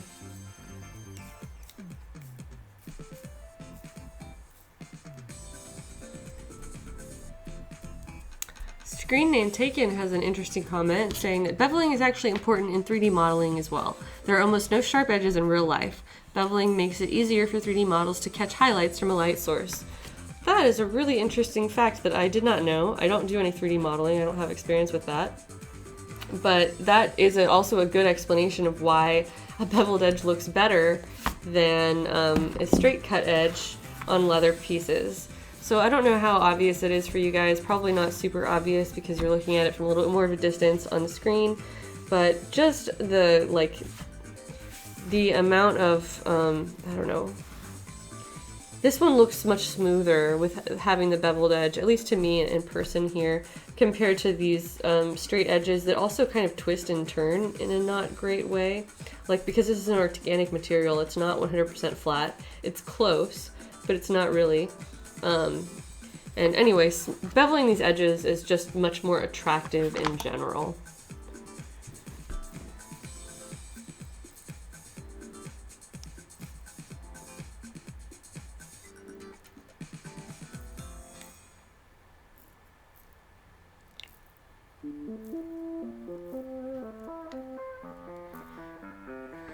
Let's see. Werewolf Mage Conjurer is asking, have I ever thought about doing a Sarah Jade cosplay?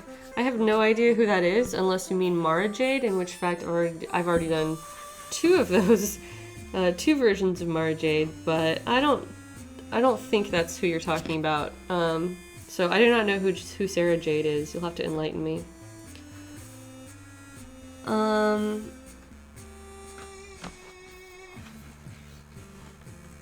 Unhero is asking about a cosplay idea they have, saying, I had a cosplay idea of doing a mimic from Dark Souls, and the ideas I came up with were a bodysuit with a texture map of that mimic, and then making a big fluffy hat, which I put over my head to make the tongue, and then making a chest. Do you have any solutions? Any solutions pop into your head, or things you would have done better or differently? Well, I'm not entirely familiar with the Dark Souls mimic design, but I'm assuming this is a monster suit, and it sounds like you have a pretty good plan. Translating non-human designs into a human cosplay design can present a number of challenges, but one thing to keep in mind is like the silhouette of whatever the costume you're trying to make is, and by that I mean like the general outline or shape of it. That is a big factor of how people see and perceive the world is through these silhouettes. So the more that you can do to mimic the silhouette of the mimic with whatever costume creation you come up with, the more that people are going to have that like moment of recognition where they see it, where it's going to be obvious to them exactly what it is. So that's something to keep in mind anytime you are translating a design from some sort of non-human character into something that a human can wear. But it sounds like you've got a pretty good plan. I mean, you've thought about different aspects for what you'll do for different parts of the body. Kitten is throwing up a link to it. Let me check that out really quickly. Thank you, Kitten, for getting on that. Okay, great. Yeah, so this is a semi-human looking thing. It looks like it's probably a treasure chest. Yep, we're reading the description now. So it disguises itself as a treasure chest, and then it is an enemy, which is a common enemy concept for a lot of different. So yeah, you would have like a crazy bodysuit that has your hands encased as well, and your feet. And then you wear some kind of lightweight chest. Yeah, you could easily make that out of like foam or something lightweight. I would probably choose like I don't know. Yeah, foam would be easy to texturize. So use either like an EVA foam or like an insulation foam if you wanted to build a box out of that. As long as it were put together in a sturdy manner, that should hold up. Yeah, I wish my friend April was here. She was in the chat yesterday, but she's a monster maker. Her name is Azure Props, and you can check out her portfolio. I think I can link that. AzureProps.com, maybe? Yeah, pretty sure she's got a... Oh, nope. That's not her website. I don't know what it is. Okay, her name is Azure Props, and she does a lot of like monster suits and things like that. And I know that she has used like liquid latex to add like crazy textures to all kinds of things. So I'm sure there are lots of resources out there for making monster suits or monster masks or whatever. And that would be something that I would do some research on and see what you can find as far as texturizing the surface to make it look really gross and goopy, and I don't know. I get the sense that they have like mummified skin or some weird gross thing going on. So that's my suggestions, but it sounds like you've got a good handle on your plan for that. Lame Egg just followed a minute ago. I missed that notification. Sorry. Let's see what else is going on here in the chat. Yeah, that's a really cool design on Hero. If you go through with that, I would love to see what you come up with. So please keep us updated on your progress. Werewolf Mage Conjurer is saying, my mistake. I did mean Mara Jade. Okay, well then yes. Go right now in your browser to atelierheidi.com. Or maybe Kitten will be gracious enough to throw the link up in the chat.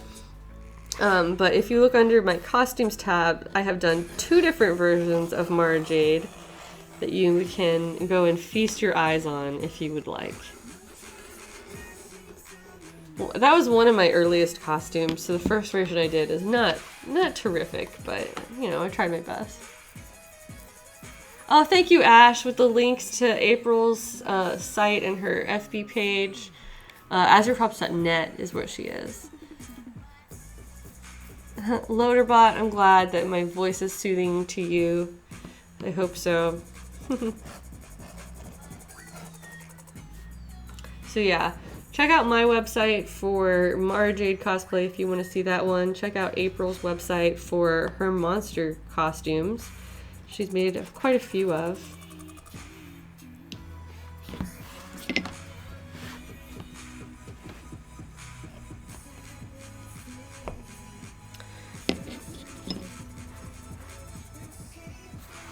Oh no, Nightbot is giving you problems.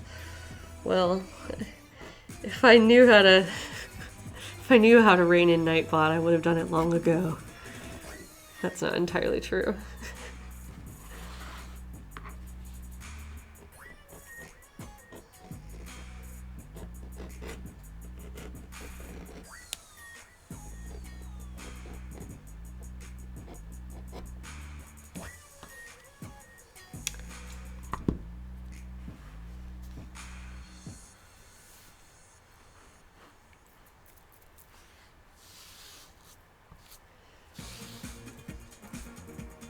Oh, this is a good song. This is Big Bad Bosses, but this is the instrumental version so that I don't have too much background vocals or anything like that. But this was a cool project. Big Bad Bosses, check them out. Alright, we have done the front and back of one of these shoulder pieces, which is awesome. This is the back, and this is the front. So there we go. This is the shape that we have achieved for how this little shoulder guy is going to sit around my arm. Now, I know you can't see it, so I'm sorry about that, but I am trying it on right now for placement. It seems like that's not going to be too bad, actually. I'm not going to have a great range of motion, but as long as I can get it to, like, stay on me, that is fine.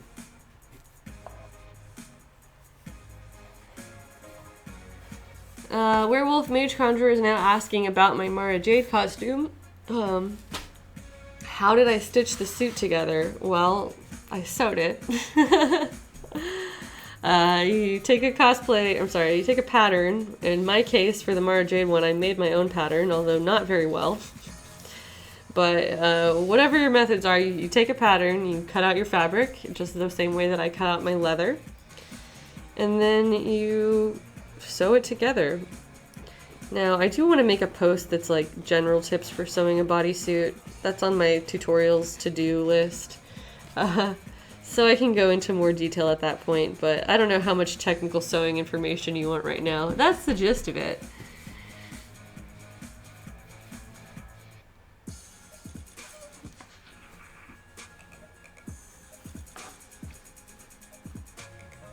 Oh good, Within One Tiger got their chai.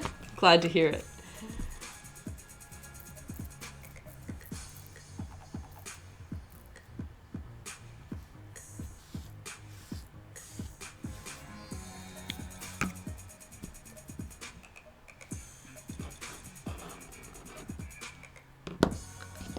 See if I can just slide this from the other side.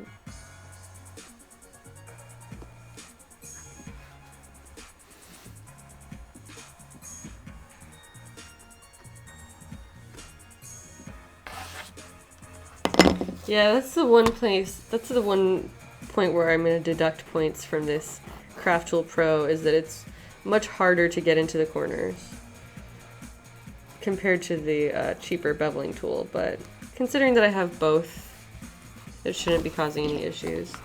Now, these lines are not perfectly matching up, which is going to drive me crazy, so I'm just finishing it with that one. Great.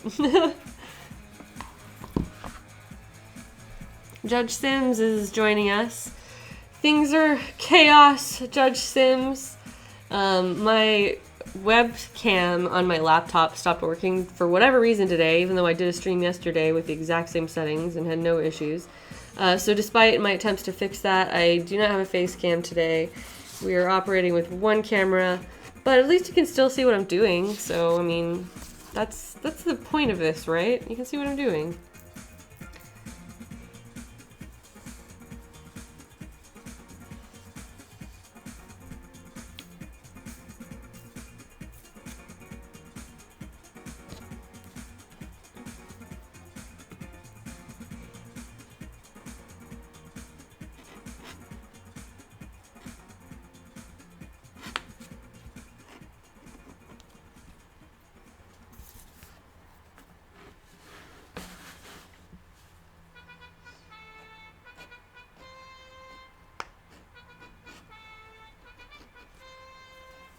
All these dreaded curves.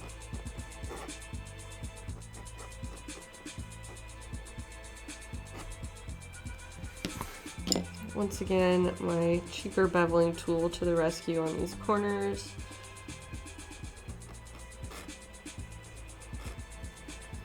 I'm going to try to pick up the same strand here with the other one.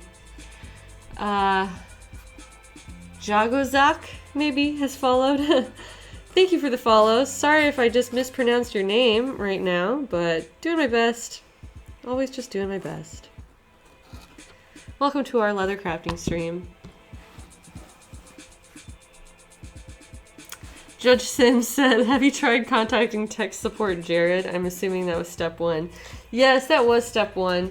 Jared is out of town. He's on the other side of the country right now, playing Magic the Gathering as we speak. And I did call him, and surprisingly did get a hold of him. I was expecting him to be like balls deep in this tournament, but maybe he is either done for the day or got eliminated. Who knows?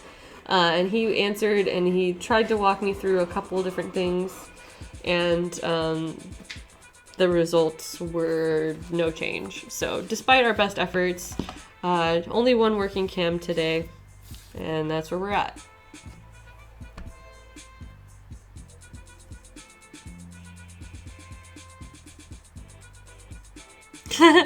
She tweeted that I called Aries Jared's name earlier. That did happen. See, when Jared goes out of town, I just like start descending into madness.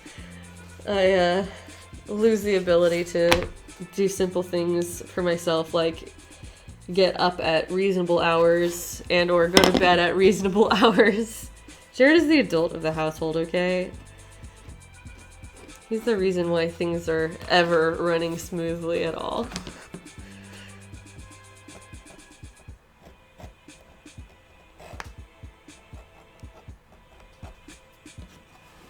Alright, we are almost all the way done beveling these edges on the top side, and then we'll flip it over and do the same thing for the back. But as several people helpfully pointed out today in the chat, the beveling process is apparently something that exists in other media as well. And talked a little bit about apparently that the smooth edges are just more visually pleasing in general because they're more similar to what exists in the world around us. So I thought that was pretty neat. Oh, and there's an emoji war going on in the chat room.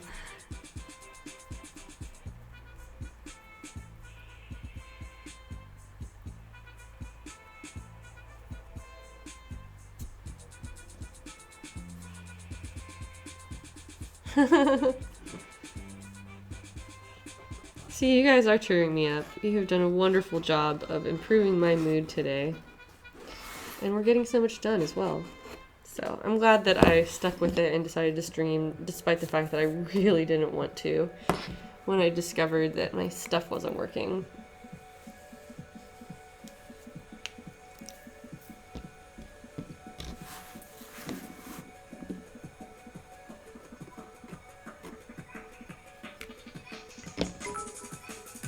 Judge Sims just cheered 1500 bits saying, no face cam, no problem.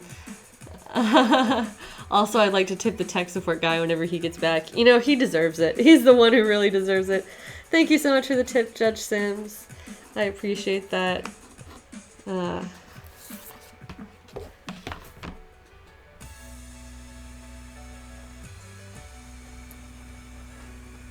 least we're getting a lot done today. If I can have these shoulders, like, at least partly detailed too by the end of today, that will be super productive. Ooh, and I just ran into my hand. Luckily, it did not cut me or anything like that. It's not that sharp. It just, my finger ran into the guards. There we go. So there, I finally did it. I finally jabbed myself with one of my tools, but luckily did not actually hurt myself. So we're still good on that.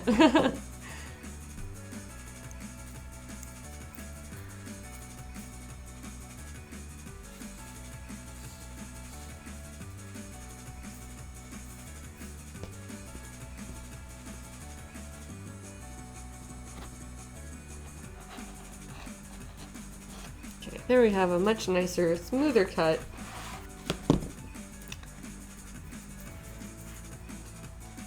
Unhero is saying, what did I pay for the new beveling tool? The one with the black handle, the one that I actually like, cost about $25 after the like the membership discount that I have at Tandy. The red handle one was way more expensive. That one was like $40 plus a stupid amount of shipping. And yet that was the one that I'm not using right now because it doesn't work as well. So that was something that I learned from that experience. But these Craft Tool Pro tools are apparently much nicer than the cheaper versions. So I'm gonna take that knowledge into my upcoming tool purchases. Sandwich night, made it back. Awesome.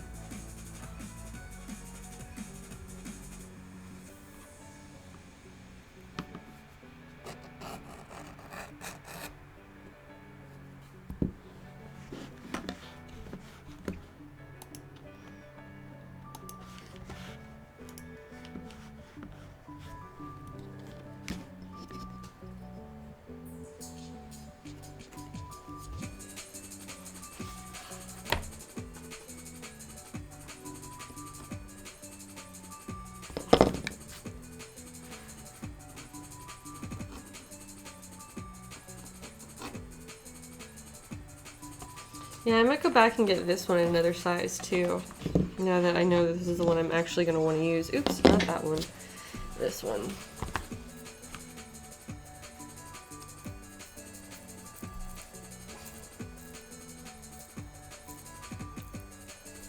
Unhero is asking, do beveling tools exist which are meant to handle corners specifically, or are they meant to be run in a single run along the edges of the piece? That's a good question. I have not personally encountered or seen a beveling tool that is designed specifically for corners, but I would be surprised if nothing existed. So I'm going to have to do a little bit of research on that. The kind that I currently have and that I'm using on this stream and that I'm familiar with are designed to be used in a long running cut along the edges. And even though I'm not doing the greatest job of it right now, you do want to get a continuous cut piece whenever you can, because that's going to be the smoothest, most consistent bevel.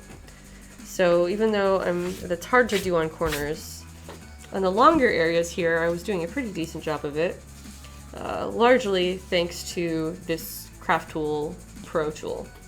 So again, this is the cheaper non-pro version, and yet it handles the corners better for whatever reason. And now back to the nice one.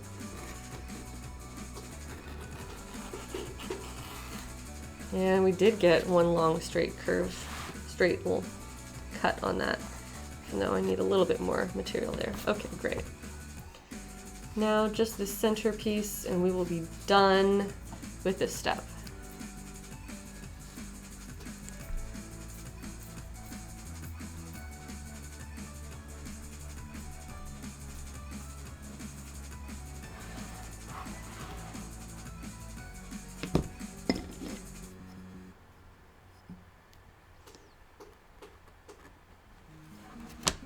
So I'm just going to start both of these cuts from the interior.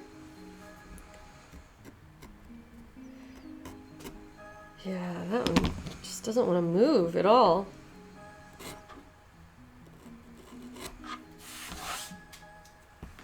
That's fine.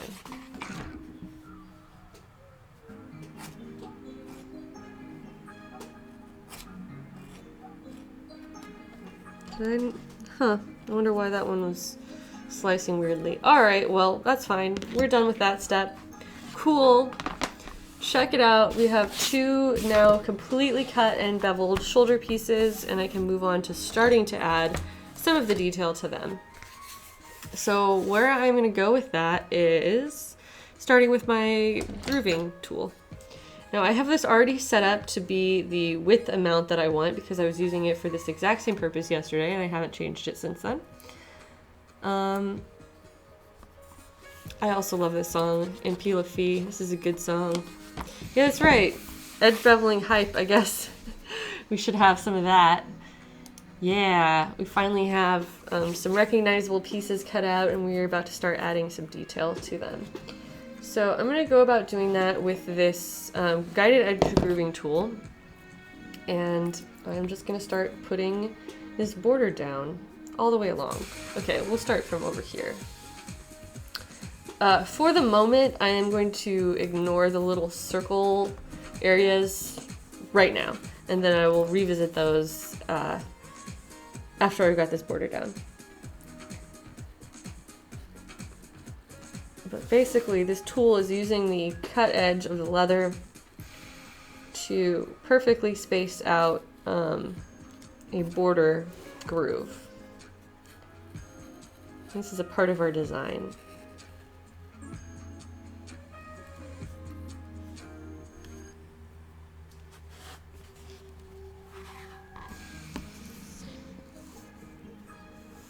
Within One Tiger said they're excited for emotes. I'm excited for emotes too. You know, when we get them eventually.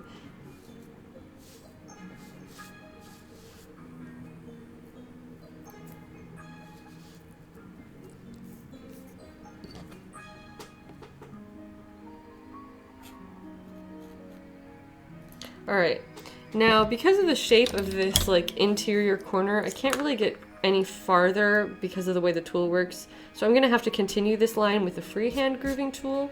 And for the moment, I'm just going to continue with the rest of the border. Picking up on the other side.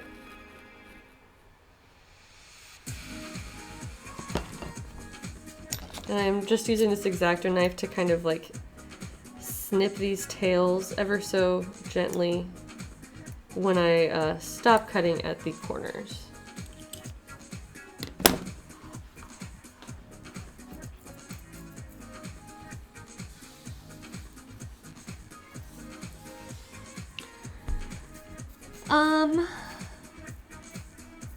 Judge Sims is asking, do we have any emote ideas other than Tap Tap and Miss Titties? Well, Tap Tap for sure, I want to make into an emote. Jared told me that you get like 5 for your first set or something like that, so I have a lot more options. If anybody has ideas, please drop them into the chat and we can discuss and consider them. Oh no, that one cut like up higher. There we are. That was where I wanted it. An ouch emote? Oh no, I don't want people celebrating when I mess up, although that might be kind of funny.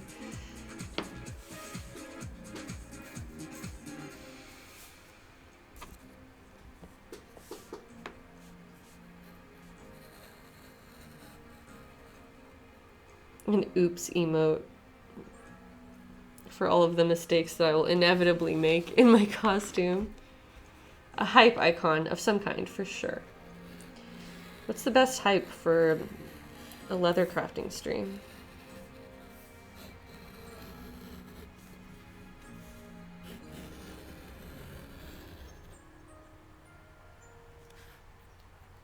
I don't know. You guys will have to tell me.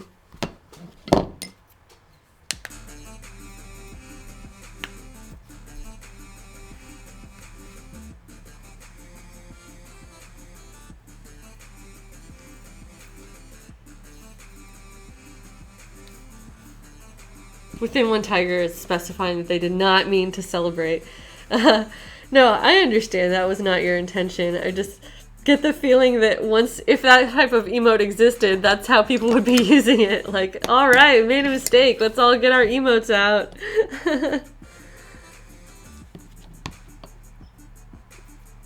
No, I don't want people rushing to grab emotes unless something good is happening, let's say.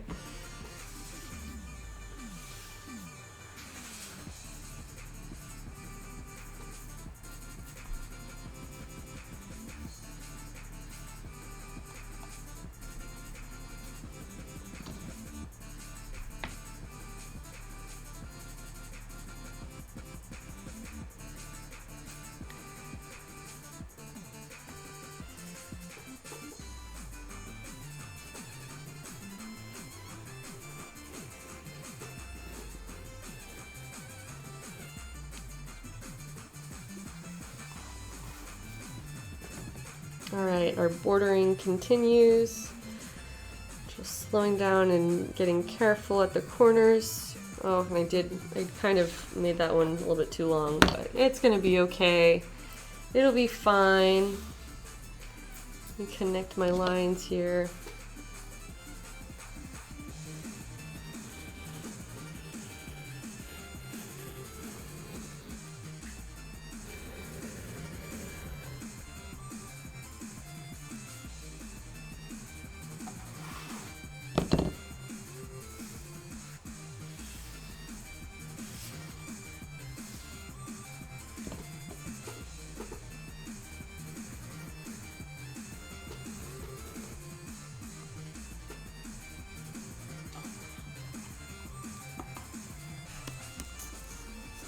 There has to be an Aries emote. I feel like that one is a given. But it has to be different than Jared's in some way, because he's streaming too.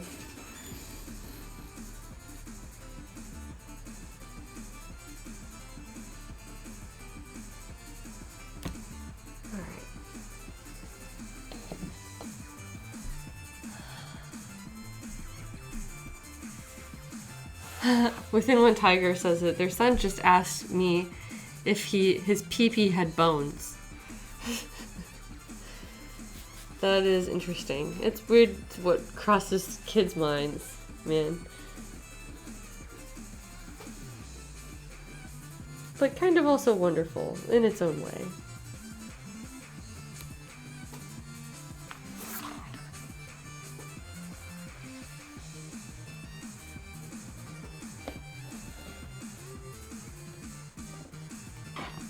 Alright, now with the exception of this little groove that I still need to connect in the middle, the border is done, which is exciting. And going back to our little pattern here, you can see what kind of details we're trying to add to the rest of the piece. Now, I took a moment earlier in the stream to go upstairs and make a photocopy of this with the express purpose of just cutting it out. Neko Mamushi, thank you for following, as well as Go Die in a Pit has also followed. Well, that's wonderful.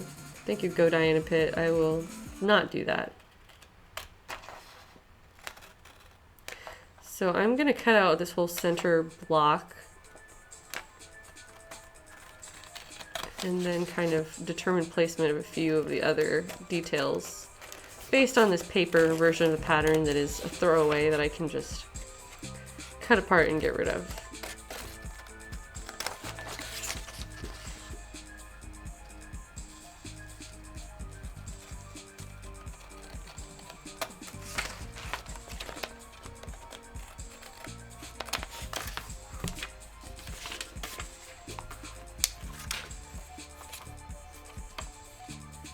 Go Die in a Pit says, sorry about my name. I was mad at Twitch when I made it.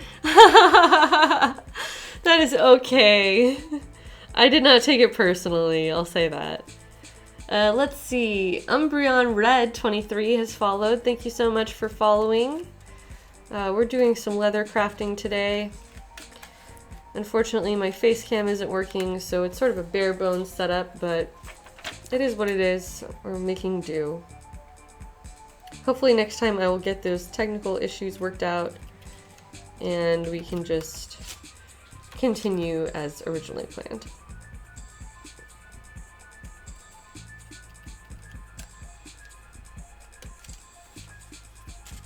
Oof, my hands are really dry from all of this leather work. I'm gonna have to grab my lotion here in a second. Otherwise I'll just be miserable. Okay, So this is, importantly, this is the same, this is the direct copy and not the mirrored version. So with that in mind, I'm gonna have to flip this over when I take it to the other piece, but I am being careful here to only use it on the correct side. And what I'm gonna do is mark these vertical line positions and then draw them on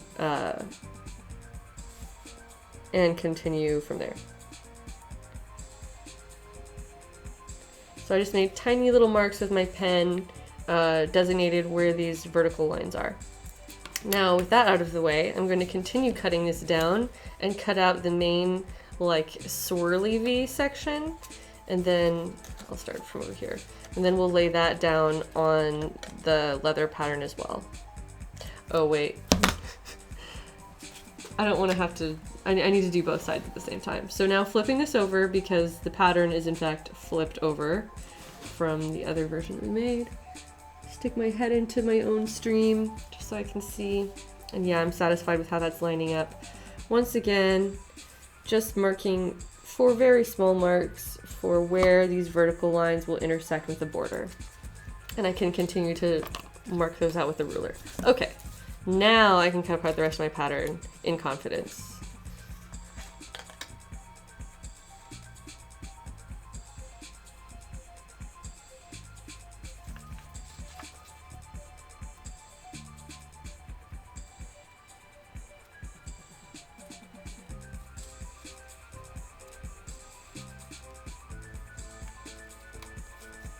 You know, it is kind of liberating having a face cam because I'm not trying to smile. Oh man, it's so revealing. I don't know, I'm just kind of straight-faced in general. I'm not really expressive in my face, and so when I'm streaming and I'm on camera, I feel like I have to make a special effort to do so. It isn't natural to my habits, so it's not that I'm like faking happiness necessarily. I mean, I'm still just trying to make some educational leather streams, but people like to be smiled at, and I'm not great at it.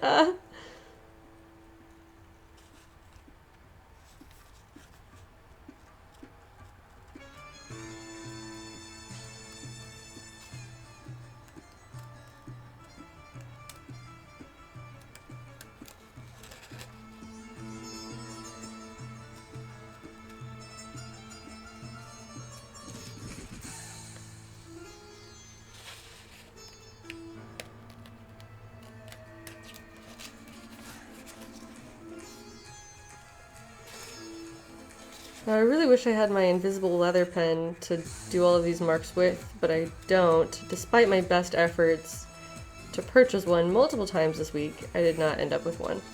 So that's something that I'll continue to work on getting one for the stream. But in the meantime, I'm just gonna have to be really careful with my other marks. Okay, so now I can line this up. Let's see how we're doing on lining it up. Alright, not bad.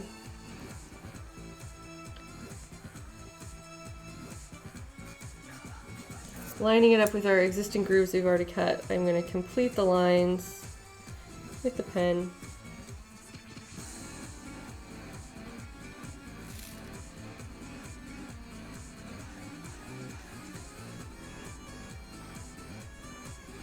I should have used cardstock for this.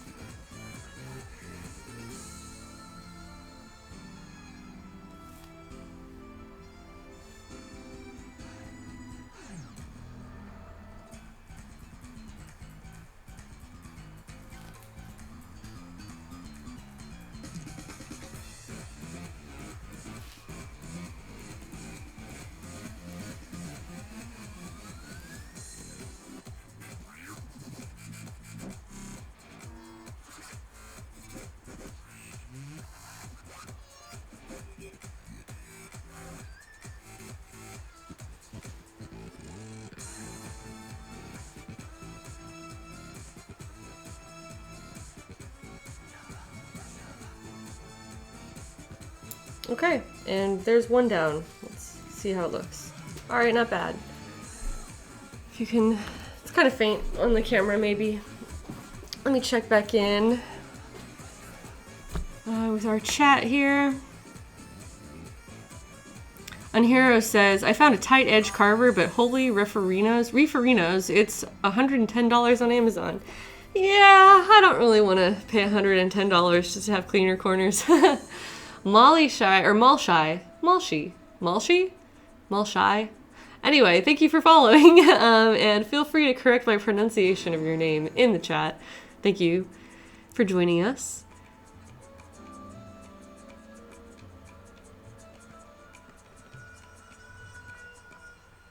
I don't know what RBF stands for, but I'm sure that has something to do with not wanting to be on camera. Maybe someone can enlighten me. But yeah, I've always been really shy about showing myself, I guess. No, I don't want to use this ruler. I want to use it better. Oh, resting bitch face. Oh, God. See, I thought you were all talking about, like, an actual medical thing. Now, I know what you mean by resting bitch face, and it's not within your control necessarily. I think I think resting bitch face is less about the person who says that they have, quote, resting bitch face, and more about how people in general perceive other people's faces. Because, like, I guess when I was a more insecure person than I am now, I would take it personally if I saw somebody making a face that was, I don't know, not overtly smiling at me. Versus now where it's like, I don't have that kind of insecurity in my life anymore, thank God. At least not for the most part. I just take it way less personally if someone isn't, like, actively smiling and, like, making expressions for my benefit. And I think that if more people had that attitude, resting bitch face would be considered less of a phenomenon, because, yeah, that's just, you know, someone's perception.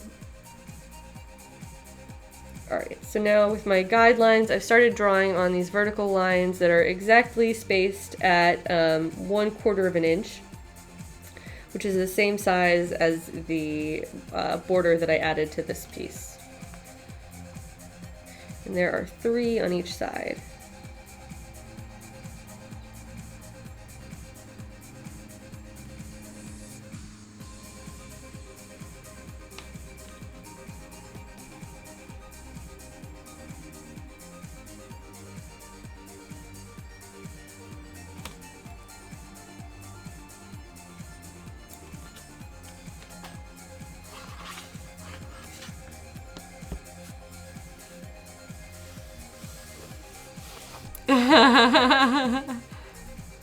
Nightbot is a bit quiet on everyone cursing, but Lord help you if you hit that caps lock. That's right, Nightbot hates the caps. Hates all caps. I'm sure I could adjust that, but honestly, when you read too much all caps writing, it's like you're being yelled at. And I kind of like the fact that you can't really talk too much in all caps on the stream. Now, I understand that sometimes it's just about, you know, being excited and using your caps lock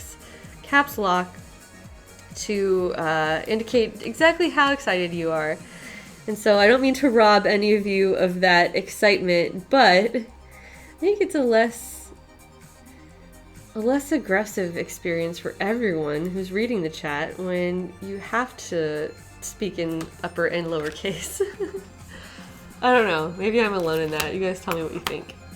And here we have it. Here is the design that we've added here. Asa. Thank you for the follow. I guess you guys can't see what I'm trying to pronounce this time because I don't have my alerts going on screen. So sorry about that. But thank you for the follow, Asa. That is someone's screen name.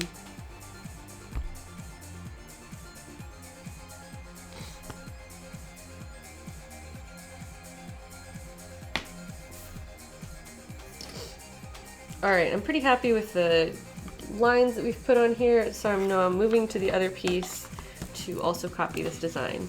And once again, this needs to be flipped over. It's not exactly the same on either side. They are not perfectly symmetrical, and therefore there is going to be some difference. Now I'm looking again at this though. I wonder, nope, it's still just, that's just how it is. Okay. Because I felt like it didn't line up as perfectly as I wish it did, but I think it's fine. Twilchai has followed. Thank you, Twilchai. Welcome to our leather crafting stream today. It's pretty low key compared to what I sometimes have going on. I've just been really low energy today. Oof. That's not cute. I have a little wavy line. That's not what I wanted. I need to be more careful when I'm tracing, I suppose. Now I'm gonna misalign this just, well, no, first of all, before I change anything, line it up perfectly and do the bottom center.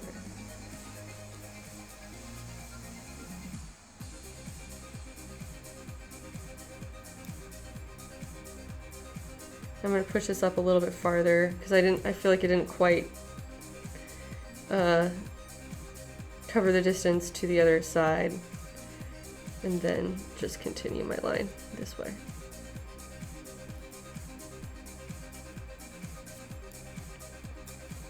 Ooh, my pieces are moving around. That's not good.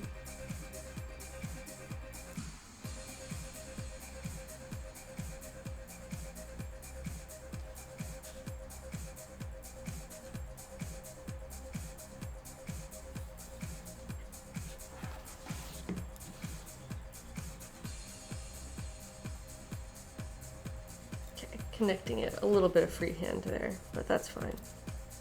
The shape is organic. It's not like... It's interesting because this shape exists within all of these like grid lines that are very clean and orderly, and then in this shape itself, it looks hand-drawn in the image. It looks like it's a little bit freeform. All right, there we go. Now I can go ahead and put in some verticals here too. Let me check back in on the chat, see what people are chatting about.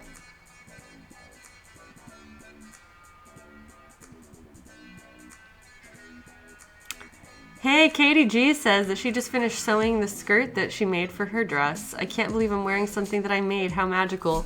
That's a wonderful feeling, isn't it? Everybody congratulate Katie on sewing her first garment, I suppose. Maybe it's not, but that's how she makes it sound for us. And congratulations, Katie. That's cool. It is very, very magical to wear something that you made yourself. It's one of the reasons I got into all of this, is because I was so enamored with that feeling of wearing something that you have crafted yourself. It's very, very satisfying. So now, years later, here I am streaming this detailed leatherwork project that I have made based on a fictional character.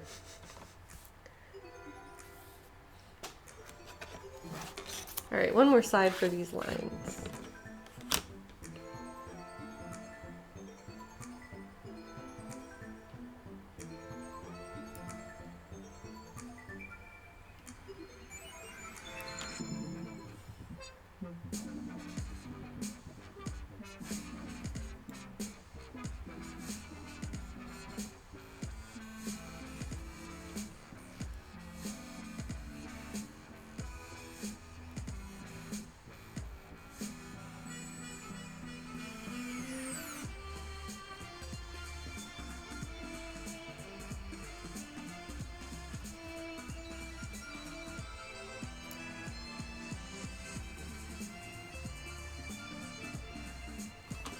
All right, that does it.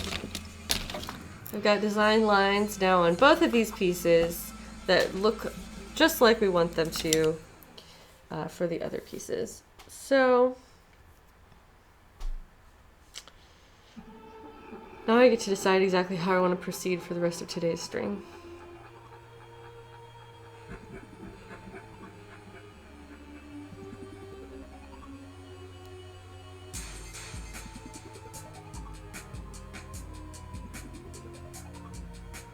I want to bevel this gold design, but I also want to, I'm not sure. Hold on, let me check out what everyone's chatting about.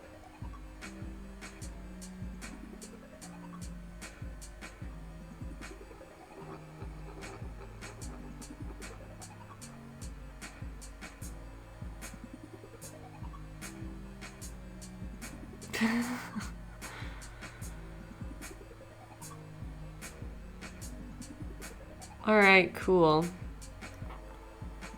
MP Lafitte says, I gotta go for a little while. I hope you're still streaming when I'm back. I'm actually kind of debating that right now. Have a good rest of your day. Well, let me wave at this camera now. I'm used to waving at the camera in front of me. Have a good rest of the day if you're heading out. I'm trying to decide right now if I want to keep streaming. It is almost 4 o'clock, and I'm at a point where I kind of want to get some food. I ate a little bit before my stream, but I was running late, so I didn't have as much as I probably should have for lunch.